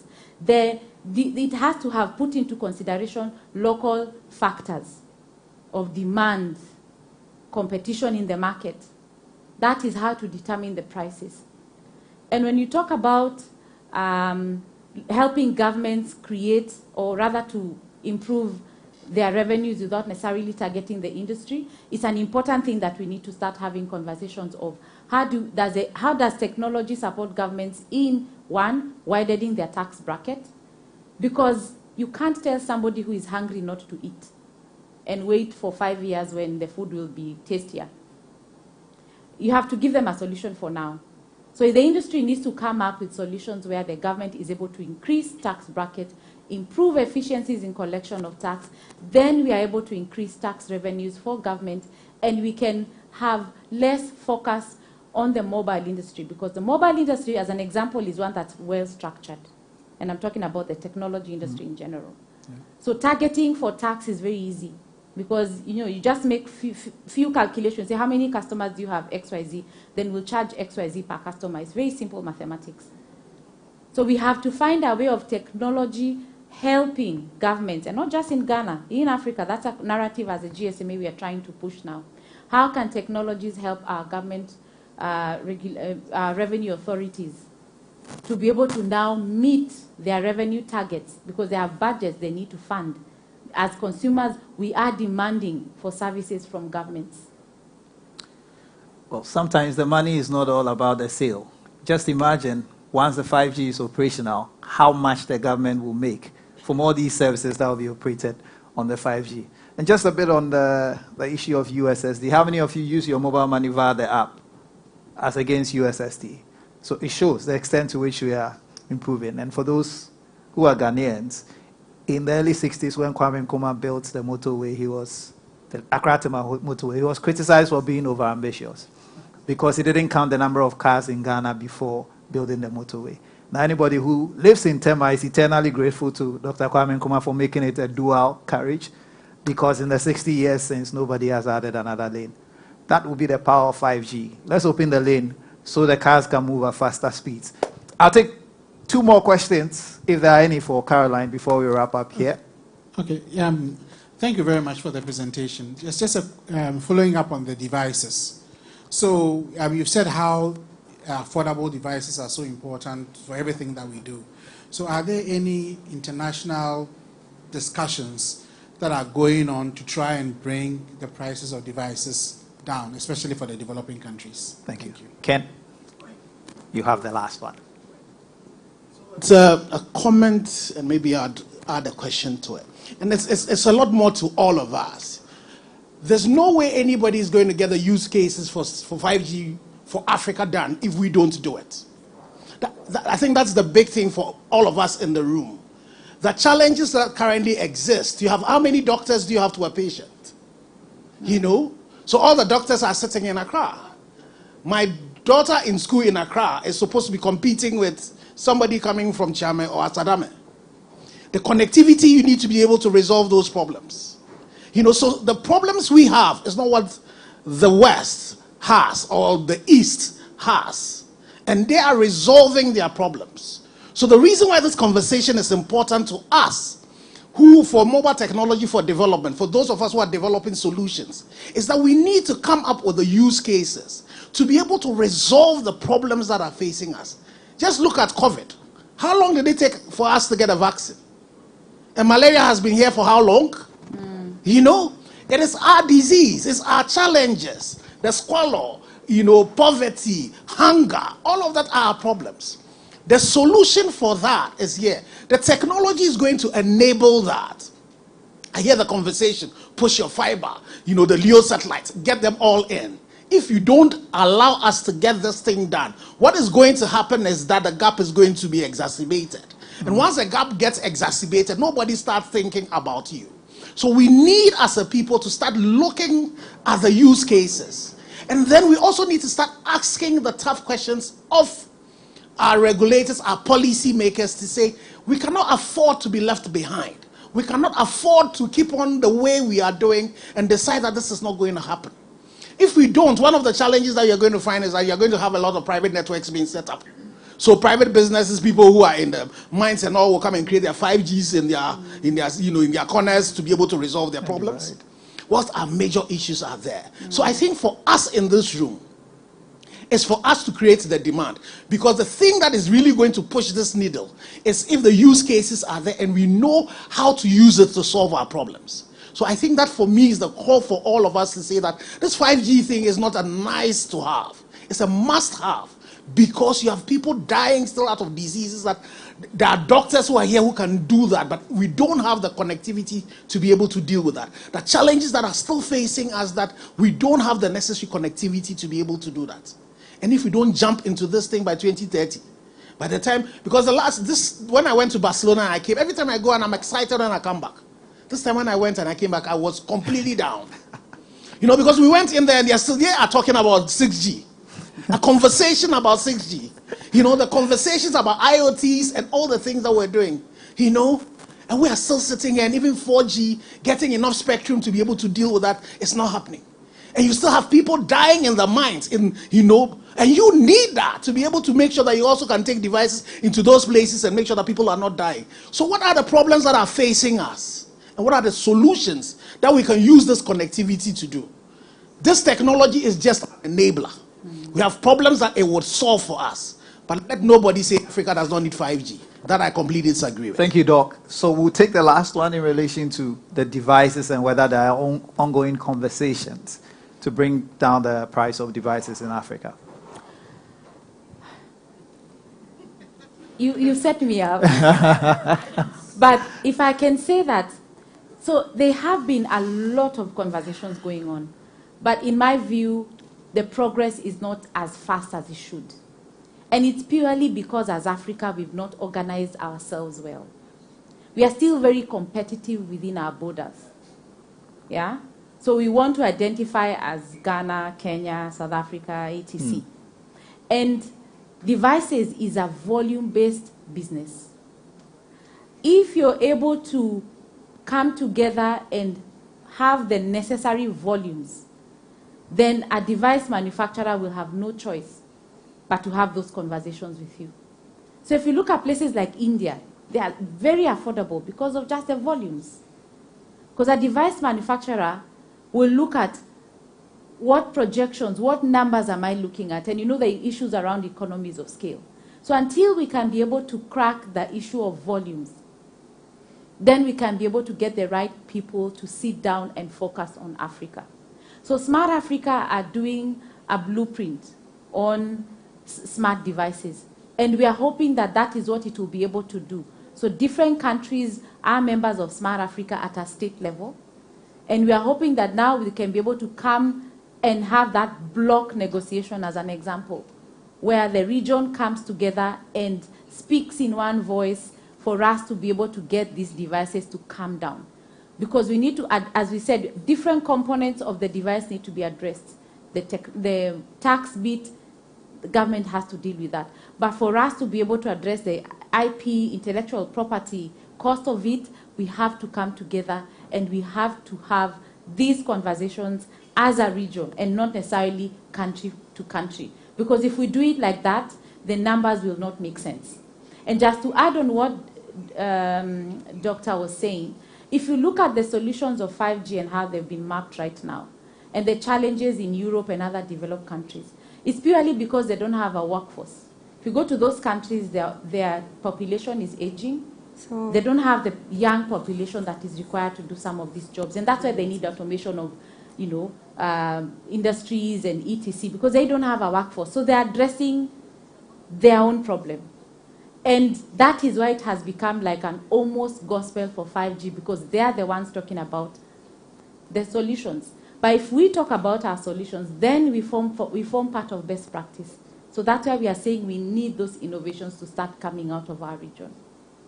Thank you very much, Caroline. I have a dream that one day the technologies will be available, and the enterprising young people and the great inventors and people who are developing all the solutions will ride on that and take us to the promised land. And that might even include manufacturing our own devices. I mean, quality devices, because we've had bad examples in the past where it wasn't up to scratch. I'd love to take more questions. Our time is up. Caroline has done the exquisite job of standing on the champagne carpet in her heels for this long. She deserves a big round of applause. Thank you very much for your attention. Because the session is special, everybody who asks the question will get a copy of the e-levy impact assessment report that has just been released by GSMA. So thank you very much. Thank you, Caroline. I'll come over to you and give you a copy of the report. All right, ladies and gentlemen, another round of applause for Sammy and Caroline. That was beautiful. Thank you. Toby. Araba, there are some people at the door. Go and tell them I have traveled to Russia. Yes, Daddy. Where's your father? My father said I should tell you he has traveled to Russia. Your father has killed me. I sent him money from America to complete my house for me. Are all student association contributions? Even the money from the fundraiser for Kweku surgery. Oh! He did that too? Don't be a victim. If you're contributing to a project, alumni dues, or any public campaign, Chango is your best choice. Chango keeps track of all donations and gives you the power to know exactly where the money goes. Chango is approved by Bank of Ghana. Call 0270-066-614 or visit changoapp.com for more information. Uncle, my father is hiding under the bed. Oh, Araba! Chango for your groupings and crowdfund.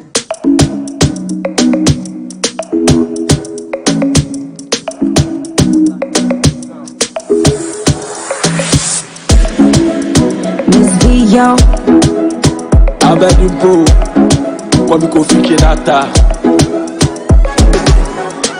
I see hope in your eyes. People fall and they rise. Make you no worry about the things you know we change, the things you know we do today. You go do them tomorrow. Wow, this girl's got talent. You too can change your world, and it's affordable with MT4D data bundles. Make it a rhythm entire body. You be the winner, and I go celebrate. MT4D, life is simple. MT4D. Dial star 715 hash. Oh, again? Yes, again, because I know what's coming. Oh, MT4D, see, my data is finishing. Try my hotspot. Dial star 715 hash. To buy airtime. Dial star 715 hash. Send money to the workers. Dial star 715 hash.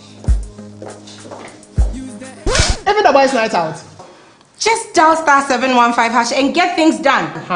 You don't need data to bank with Stanbic. With Stanbic, imagine all the 1,001 ways you can bank without the internet. Or stressing me out. MT4D. Social distancing. To register, visit stanbicbank.com.gh and click the service request button, or send a message on Facebook, Twitter, or Instagram at Stanbic Bank GH. You can also call us on 0302 815 789. Araba, there are some people at the door. Go and tell them I have traveled to Russia. Yes, Daddy. Where's your father? My father said I should tell you he has traveled to Russia. Your father has killed me. I sent him money from America to complete my house for me. Are all student association contributions? Even the money from the fundraiser for Kweku's surgery. Oh! He too? Don't be a victim. If you're contributing to a project, alumni dues, or any public campaign, Chango is your best choice. Chango keeps track of all donations and gives you the power to know exactly where the money goes. Chango is approved by Bank of Ghana. Call 0270-066-614 or visit changoapp.com for more information. Uncle, my father is hiding under the bed. Oh, Araba! Chango for your groupings and crowdfund.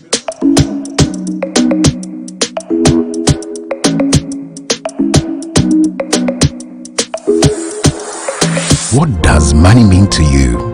It means convenience. It gives me the ability to do business at my own pace. It allows me to live my life with ease and enjoy my lifestyle without interruptions. Security. I can make investments I can trust, and I know exactly where my money is all the time. Having the flexibility to do what I want to. The feeling and peace of mind I get knowing I can safely receive remittances from my family and friends from the comfort of my home. Money means safety. Money means so many things to so many people, but no matter what you use it for or what it may mean to you, money is the one thing that keeps us going and makes our lives a little bit brighter. So what does money mean to you? Just Momo it. MTN.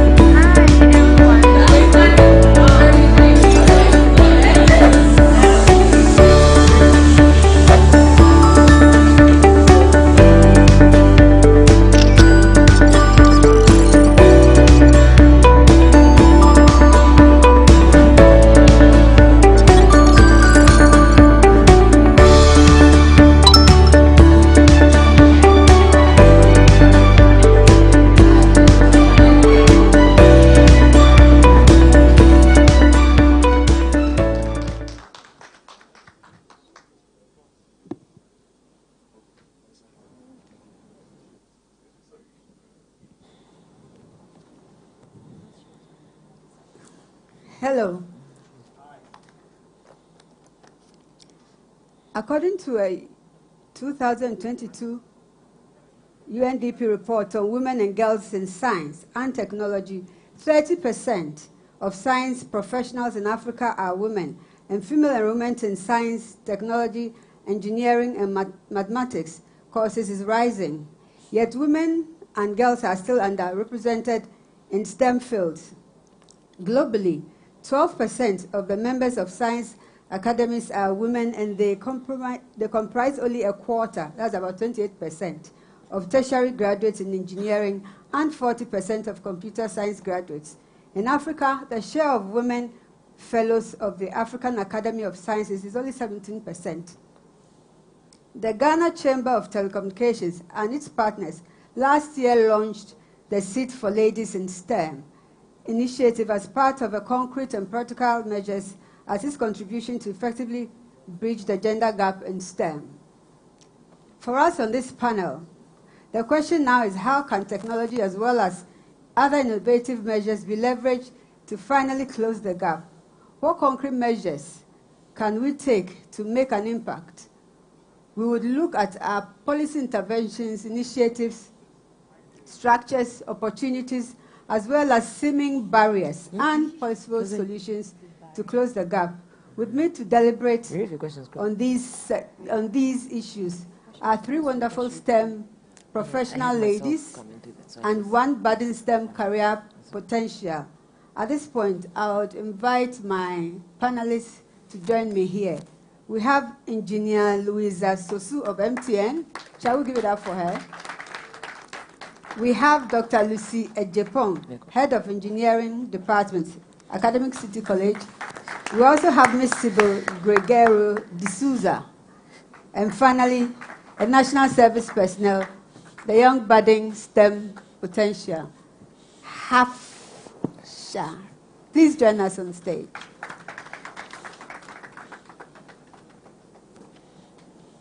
Oh, please give it up for her. That's a young budding one. Please give it up for her. Thank you very much. I think I'll just allow you to introduce yourselves individually. Maybe I didn't say enough, so. But we'll have to be brief. So we'll start from the last two joined us on the stage. Hello. Good afternoon, everyone. My name is Adlum Hafsha Ismail. I'm currently a National Service Personnel at Huawei, and I'm also a Huawei Seas for the Future beneficiary. I am also part of Developers in Vogue and also Black Sisters in STEM. I was part of the team that represented Ghana at the Inactus World Cup twice in a row. And Huawei has actually exposed me to technology because of my background in science. And I'm looking forward to learning more from these ladies over here and to actually carve my path in STEM. Thank you. Thank you. That's great. Ms. Sybil. Hello, my name is Sybil Gregorio D'Souza. I'm with Ericsson Ghana. I'm actually a service delivery line manager in charge of optimization and design. I manage a team that sits across several countries within Africa. Currently, we are what we call the cognitive network solutions. We are looking at using AI or A3, which is AI analytics and automation, to make the work that we do in network design and optimization more efficient and proactive. Thank you. Dr. Lucy. My name is Lucy Ejapong. I'm the Dean of Engineering at Academic City University College. So I have a background both in industry and in academia. I worked at a manufacturing technology center prior to moving to Ghana, where all we were doing was bridging the gap between academia and industry by coming up with innovative solutions.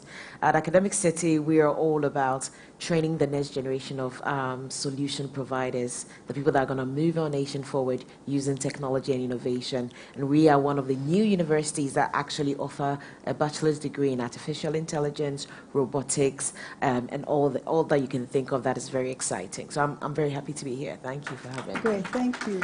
And Engineer Louisa. Good afternoon. My name is Engineer Louisa Masosu. I work with MTN as the Senior Manager for Networks Performance and SLA.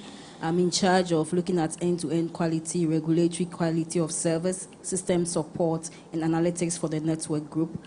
In addition to that, I sit on the board of trustees for GIFEC, Ghana Investment Fund for Electronic Communication. I also am very passionate about mentoring and talking to girls, so I've been part of the Girls in ICT with our Honorable Minister, and I've also been involved in other mentoring things. Thank you. Thank you very much. I will give it up for them.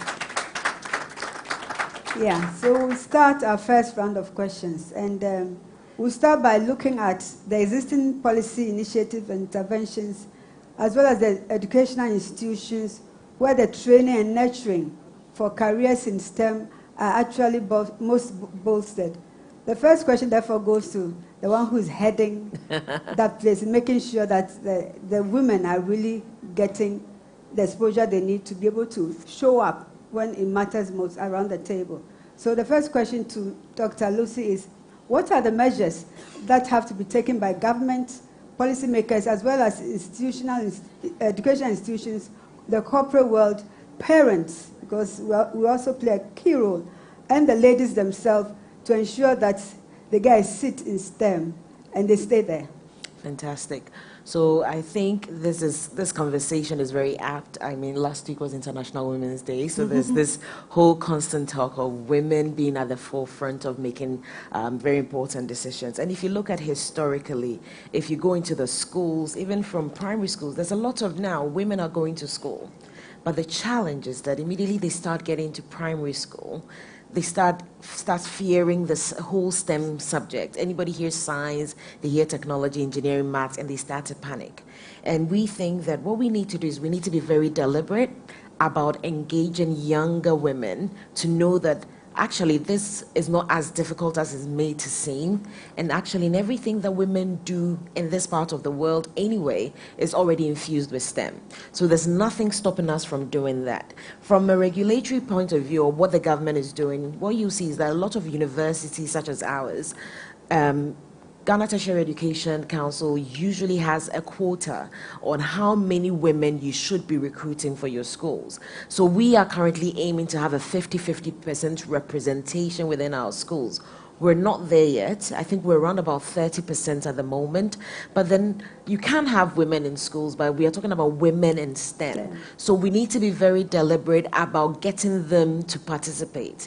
One of the initiatives that has recently been introduced, and if you looked in the news, that I'm particularly excited about, is this trial whereby you don't need to have done science to go into university to do engineering. At the moment, unfortunately, our regulation is such that if you don't decide at JHS level that you are going to do anything STEM related, that's it, you're lost in the system.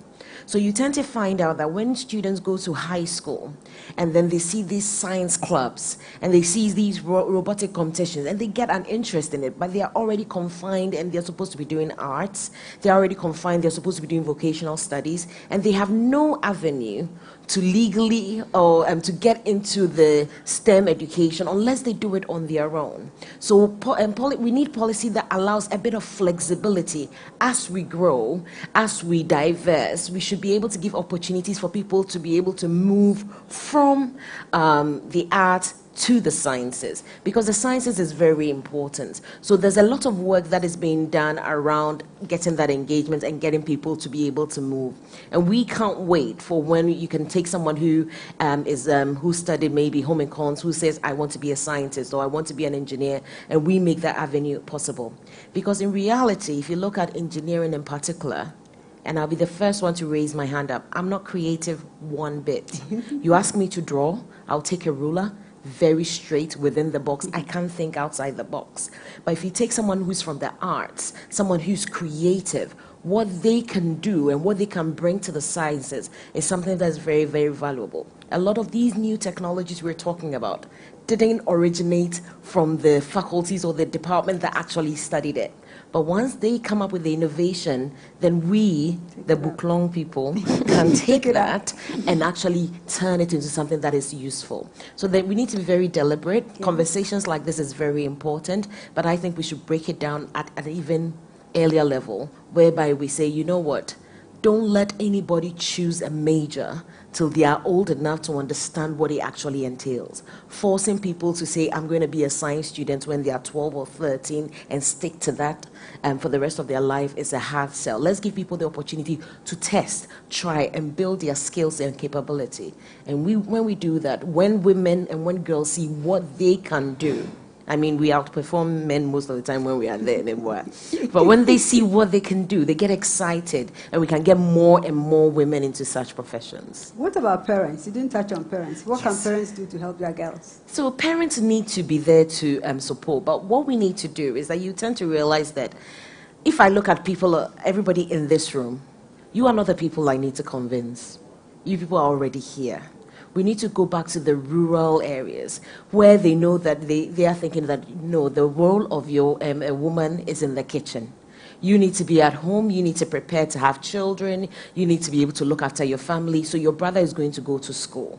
And that's where we need to target and say, no, actually, in reality, what you do every day as a parent, you're already practicing some of it already. I always say when I go to senior high schools and we're trying to encourage them and let them know that science is not difficult, I tell them that if your mom is standing in the kitchen and they're actually cooking, they're adding oil, then you add tomatoes, you measure, you're applying science. So if you can do that, then STEM is not an issue. Then we can let the parents know what opportunities really exist.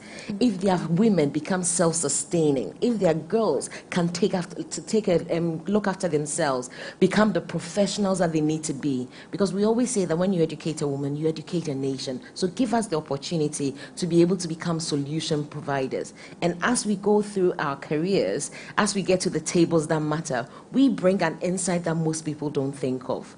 You come up with some telecoms engineers who will say, okay, we're going to put this here. And it will take a woman to say, if I had a baby on my back and I'm holding these things from the market, that distance is too long. Let's shorten it. There's a perception that women bring that is very important. So we constantly need to have this engagement. We constantly need to show parents that give your girl child that opportunity to amaze you and show you what she's really capable of. Great, thank you. The next question goes to Ms. Sybil.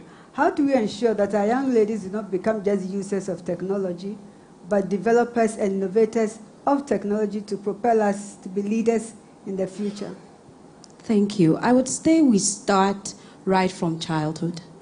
Nurture the inquisitiveness, nurture the curiosity. Okay, allow the girls to have the same kind of play that the boys do, not just the dolls for the girls and the cars for the boys, but let's have an even playground. Today, there are so many ways in which children can be involved in STEM play. There are STEM kits, there's Lego, there's Pella Beats, there's so many things that children can do.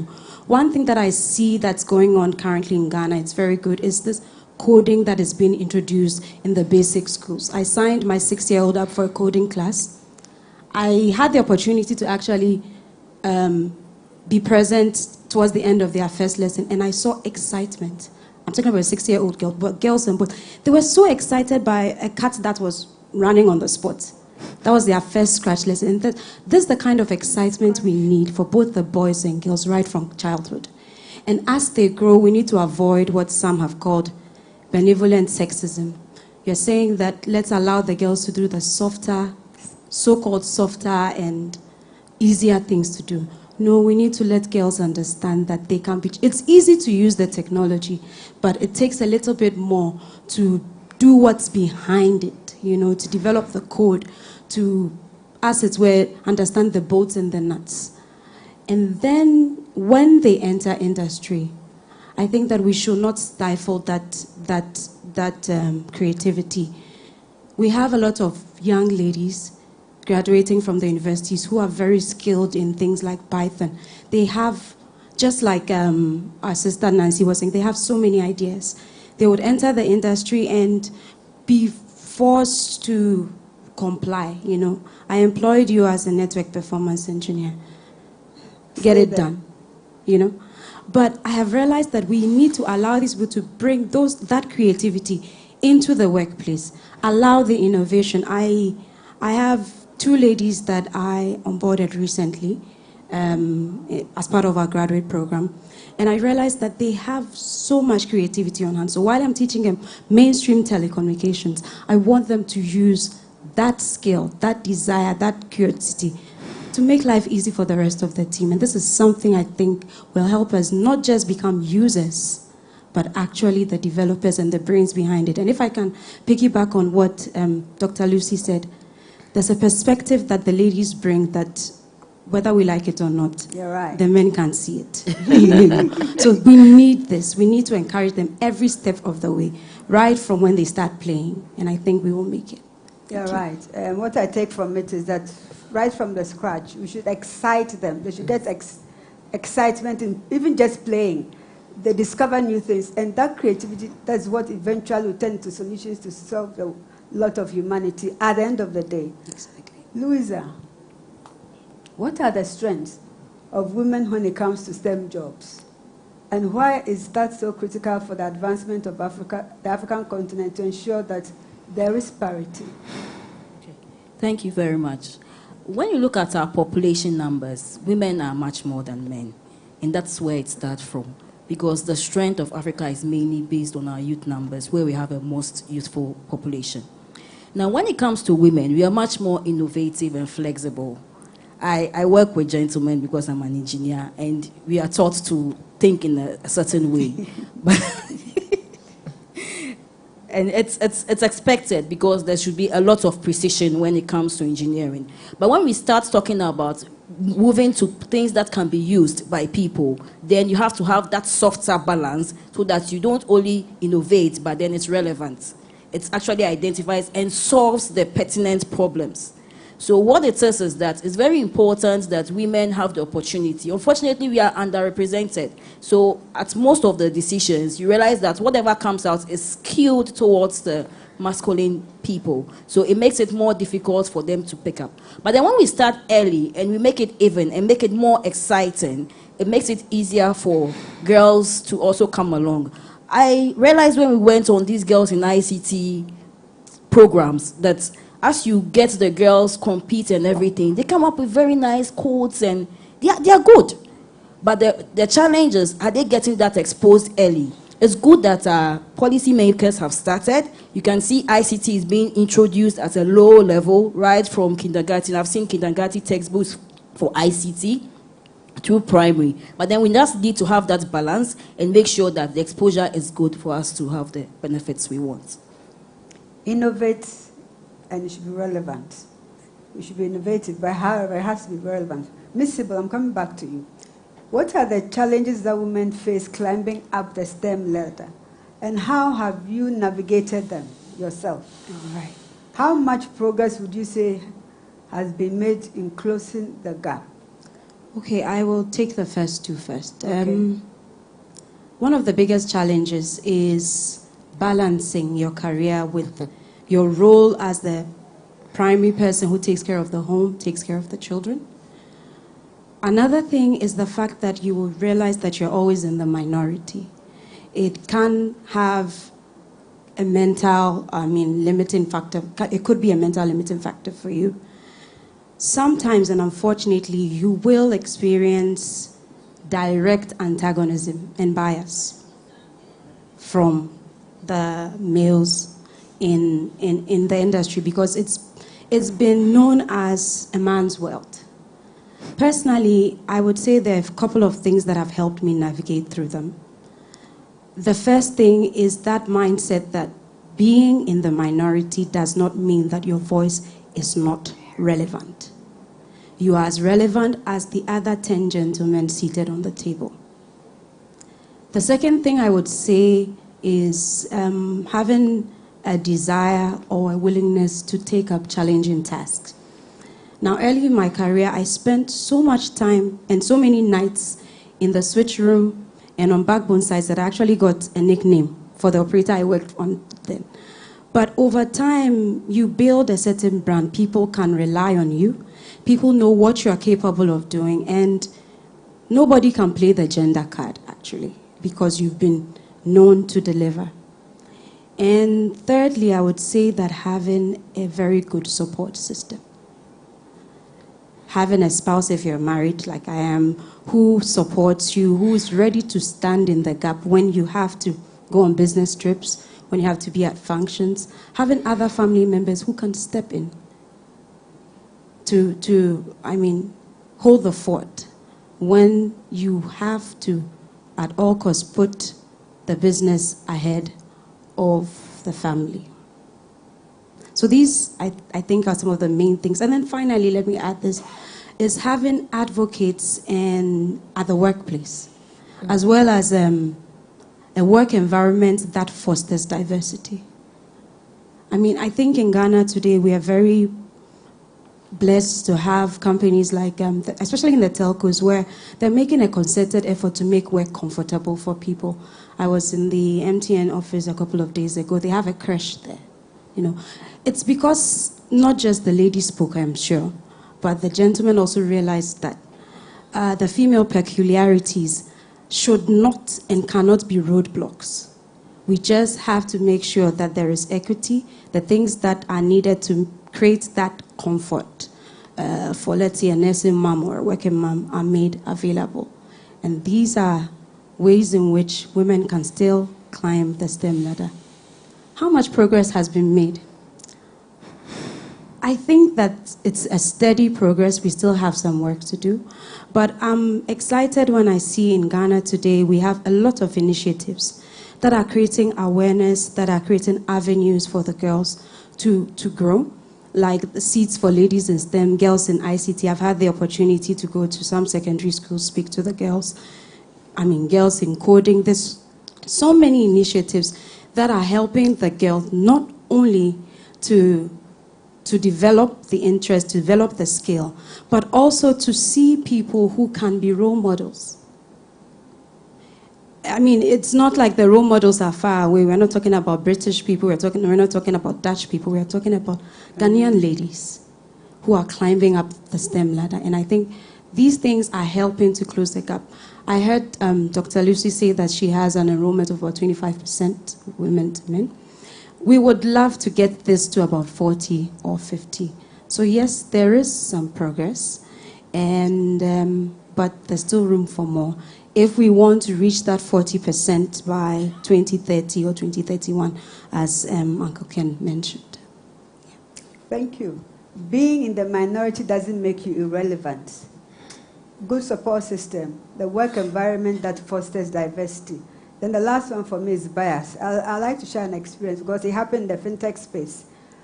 Somewhere in the 2014, I happened to be a female judge for a second grant that was going to the fintech space, and they were supposed to design a remittance-based financial product. And the greatest weighting was 30% for the company that applied the gender lens. Good. We shortlisted 8. All the senior management of the 8 companies that came, there was no lady on the team. It was an issue for me. I was a panel judge.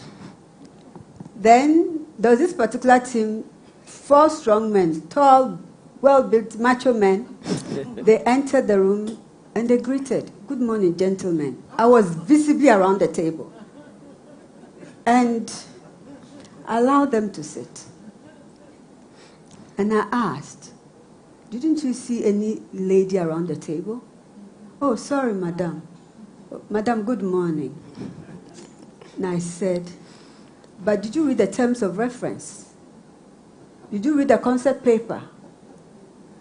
Are you aware that the greatest weighting of 30% goes to the one who applied the gender lens? If you treat me like this, it means you don't even have me in mind in the design of the product. So if you're in my position, how would you do the weighting?" And they knew they were out of it. For all the 8, you're laughing, but for all the 8, it was only one company, even though they had read the terms of who had applied the gender lens. It speaks volume about our attitudes. It's a mindset. At that time I was doing this digital frontiers program on DFS blind spot. And so I was gradually then also becoming aware of gender issues. And this hit me like that. And one thing that one of the models said was that most often they place us in roles such as secretaries, teachers. So they didn't see how a woman could be a panel judge on a fintech thing around the table in 2014. So obviously I was a secretary. I didn't deserve to be greeted. So they ignored me. But we matter so much. When you are designing, please have us in mind. Now to the potential STEM professional. You've had your seniors talk. What do you take away from it in terms of going forward?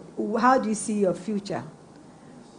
Okay, and so prospects for you, hearing them speak. Okay, so before I answer your question, I would like to add up to what Ms. Sybil said in relation to the role models. I think we just do not have to have role models. Our role models should be visible enough. I remember, actually, I schooled in the northern part of Ghana, UDS, Navrongo campus, and I was part of WISDOM, Women in Science, Technology, Engineering and Mathematics Association.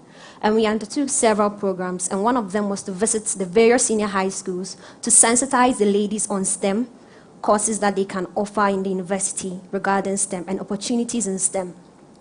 So we actually went with our lecturers and we took our turns on the podium to talk to these students. When one of my colleagues mounted the podium, what she said was, as we are here at this very moment, we have ladies in the labs who are working as scientists to get vaccines for COVID. The session ended beautifully. So as we were actually leaving, one of the students approached us and then spoke to her. I was a bit far, so I asked, what did she say? And her response astonished me. I was very, very hurt. She said, can you imagine? The student told me that she doesn't believe that there are women in the labs working to find vaccines for COVID. I just looked at her. I said, what do you mean by she doesn't believe it? That a woman can't do it or what? So I had to ask myself. I even thought twice. I said, probably it is not her fault.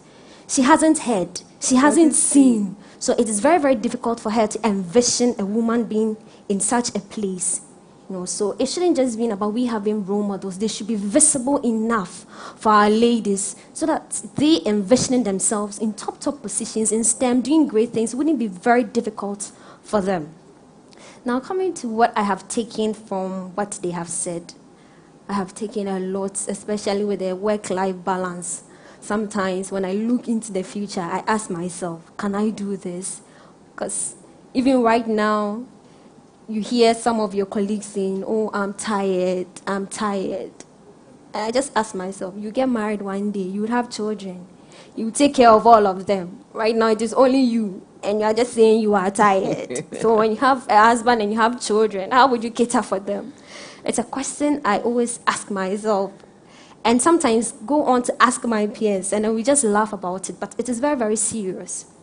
So I think we have to work on how we are going to go about it, find our own way to be able to balance it, because we really want to make the contributions that people have bestowed on us count in our society, to be able to help others too.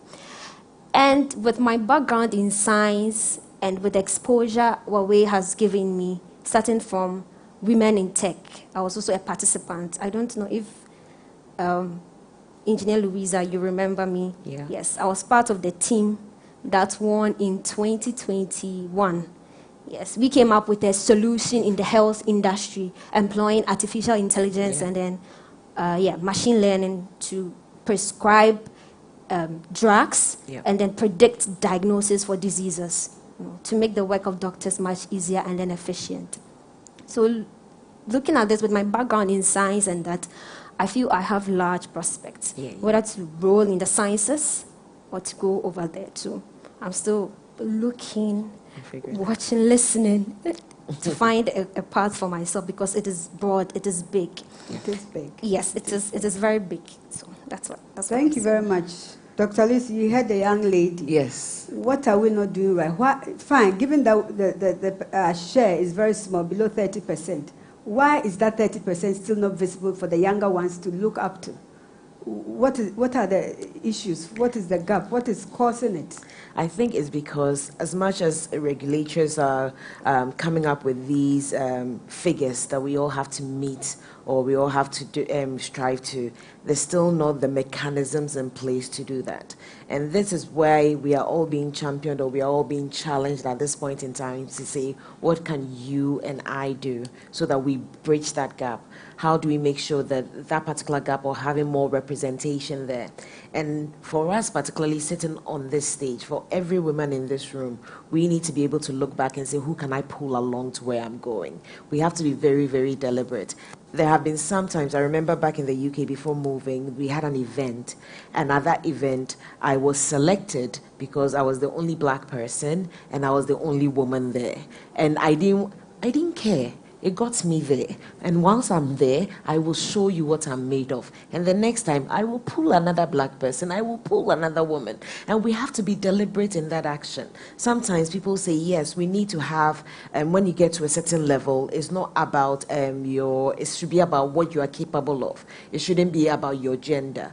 But then when a proportion has been, a sect or a group have been disadvantaged for too long, sometimes you just need to give them that opportunity to prove that they are more than capable. So we need to be very, very deliberate in those actions. And we need our men, just like how women got the right to vote and it was on a man to determine that and help us get there. We need our men to be able to support us so that we get to where we need to get to. We need them to support in the home. As I'm speaking to you right now, my 3 months baby is at home and I'm here. We need that support so that we'll be able to prove our worth. We will not be able to achieve this. We will not be able to bridge this gap if each and every one of us are not deliberate and make representations possible. Thank you. I thought we were using technology. Why did the MC have to come all the way here and tell me I have 5 minutes left? You could have sent me a message. Huh? MC, do better. You are lucky you are not in COVID times. You wouldn't have gotten that close. Before I come to Engineer Louisa, talking about being intentional and carrying them along, I was at a seminar somewhere in Singapore, and there was this lady, a retired governor, female governor, who shared the experience that when she was going up, she thought that she was brilliant, she was smart, she was good, and so she couldn't be bothered by any other person. It was only when she was exiting that she had to go and see government and show appreciation. And she went into the room where they had the meeting. She realized she was the only woman in the room, and it hit her hard.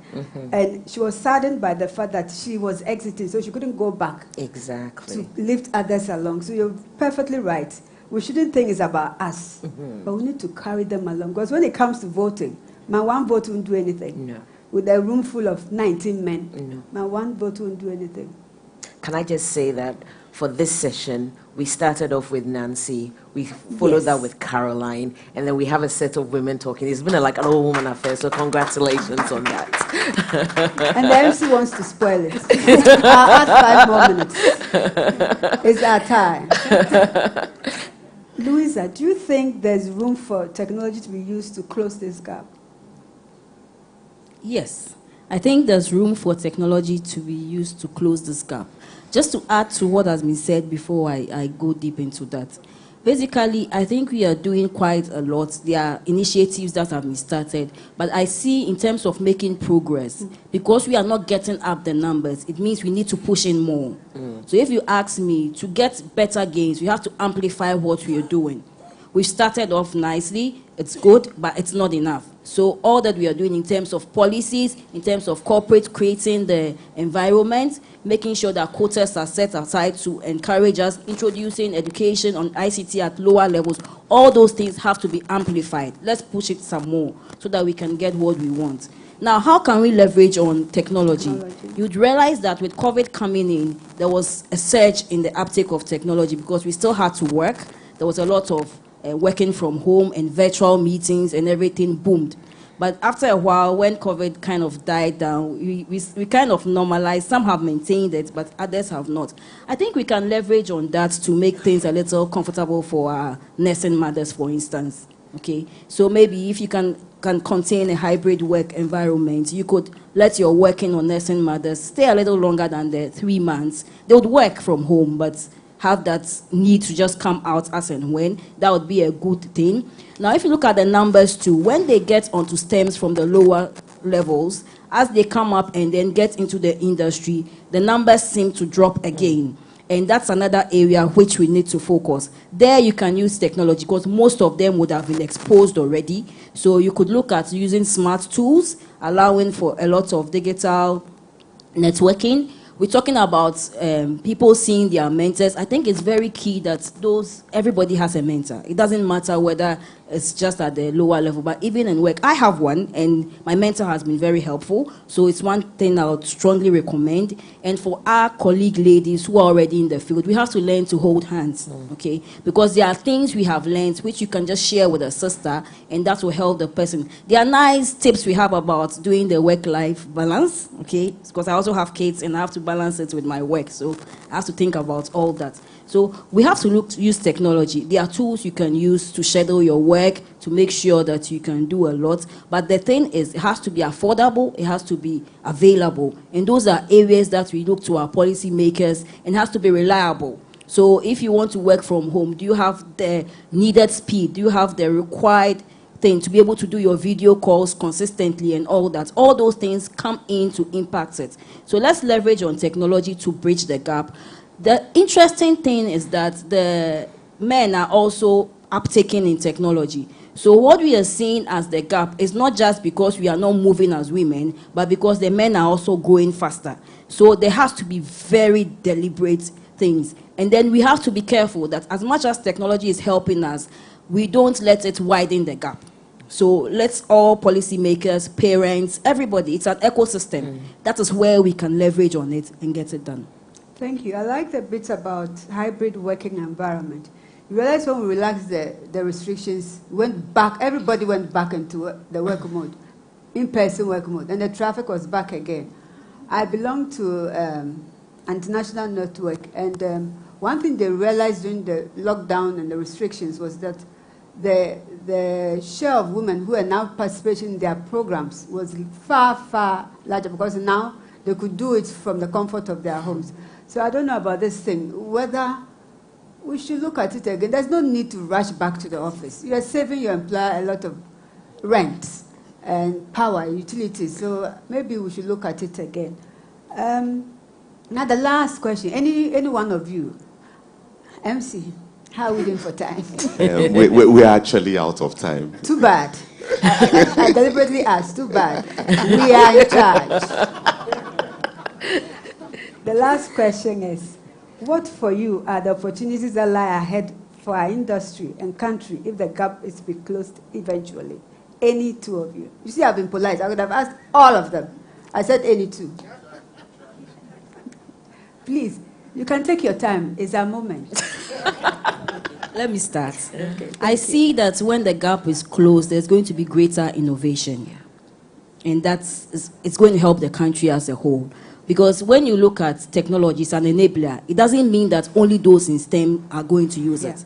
It's going to be top-notch media, top-notch everything. We could even have our people in Ghana come up with creatives and everything, and artwork and everything. It's being advertised worldwide. So it's going to boom the economy. And that's something we should look at. So let's look at it not as an enabler for those in STEM only, but then that thing that is going to impact the economy as a whole.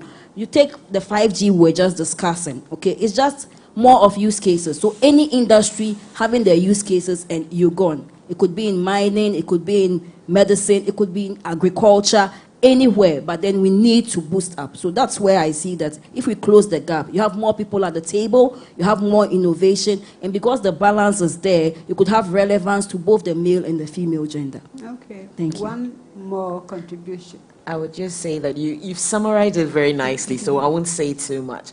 But all I'll say is that I'm excited because if you're able to really close the gap, then we go from being people who are users of technology to be creators of technology. We need to get to a place whereby we are defining what the future looks like. Too many times the West the East are far ahead. And we need to step up so that we define and be part of the people that are creating those solutions that we can export out there. So the future is exciting. Thank you. MC, are we good? We are very good. We are very Can't good. say otherwise. Ladies and gentlemen, a round of applause for Mrs. Clara Kudo and her team. We'd like to take a picture. We'll take a photo briefly. We'll come back for the questions. We're far behind time. We have to go for lunch, and then we have about 3 more panel discussions before we close for the day. So we'll take a picture, and then Dr. Engineer Kenneth Ashigbe, together with Dr. William Deban, will have a brief exercise they'll perform here. And then right after that, we're going to head out for lunch, and then we come back and continue with the rest of the program. So Dr. Ken, William, you have to...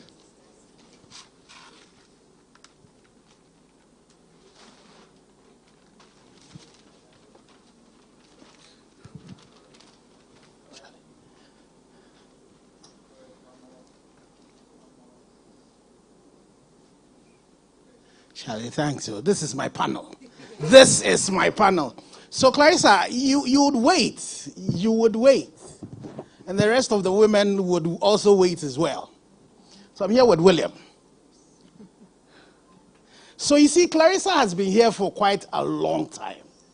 She's impacted this industry for so long.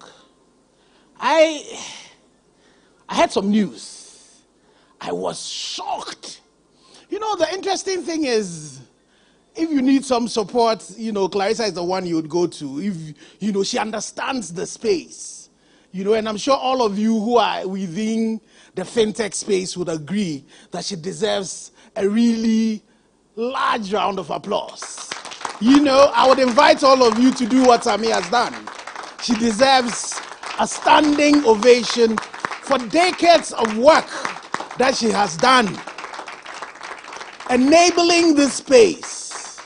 And so for us, the organizers of MT4D, on behalf of all the players, you know, that are licensed by the regulator, who have worked with Clarissa, we want to make a presentation to her. So I'll let William read the citation. Okay, all right. So citation in honor of Mrs. Clarissa A. Kuzawo.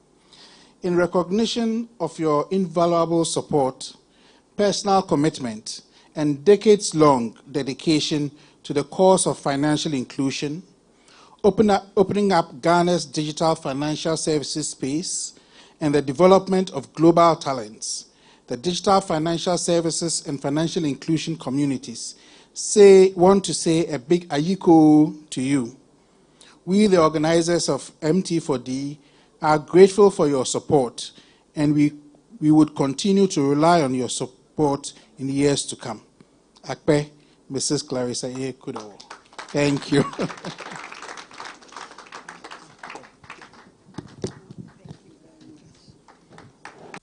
So you see, the picture I was taking yesterday. Thank you. Thank you very much. I don't know what to say. But it has been a great journey. And I remember my very first time on the international platform. It was industry that projected me unknowingly. I was asked to come and speak on interoperability and interconnectivity. That was 2011 in Cancun, Mexico. And I didn't know much, so I reached out to eTransact, George Babafemi, and he really gave me a good download, and he connected me to some others. Fast forward, I was in Cancun. I hadn't gone on an international platform before. I got there, had about 150 countries. I was in the stage was in the center, and it projects you up. I said, God, I've had it. I didn't know and what to do. But I want to believe that because I interacted with industry, you know, one thing you don't realize is that you help us understand the space better. And so we're able to craft better regulations.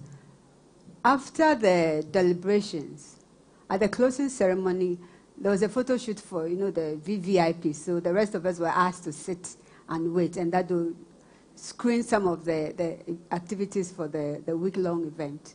The very first statement was a statement I had made about interconnectivity and interoperability, about the need to really engage industry to have a better understanding of the ecosystem before we create regulations. That was a forum for regulators, and it was because of my engagement with the practitioners. Thank you so much. It has been a rewarding journey. Thank you. Thank you. Thanks for coming. Thank you so much, and congratulations one more time to Mrs. Clarissa Kudo. I'm sure now you understand why we wanted you to wrap up quickly. Right, thank you. So we have just 30 minutes. Just 30 minutes, and we have to be back here to continue the rest of the session. So please eat quickly. There's a team outside that will lead you to the restaurant. Please make your way out. Grab something to eat quickly. We have just 30 minutes, only 30 minutes, and we have to be back here. Right, thank you. See you all soon. See you all soon.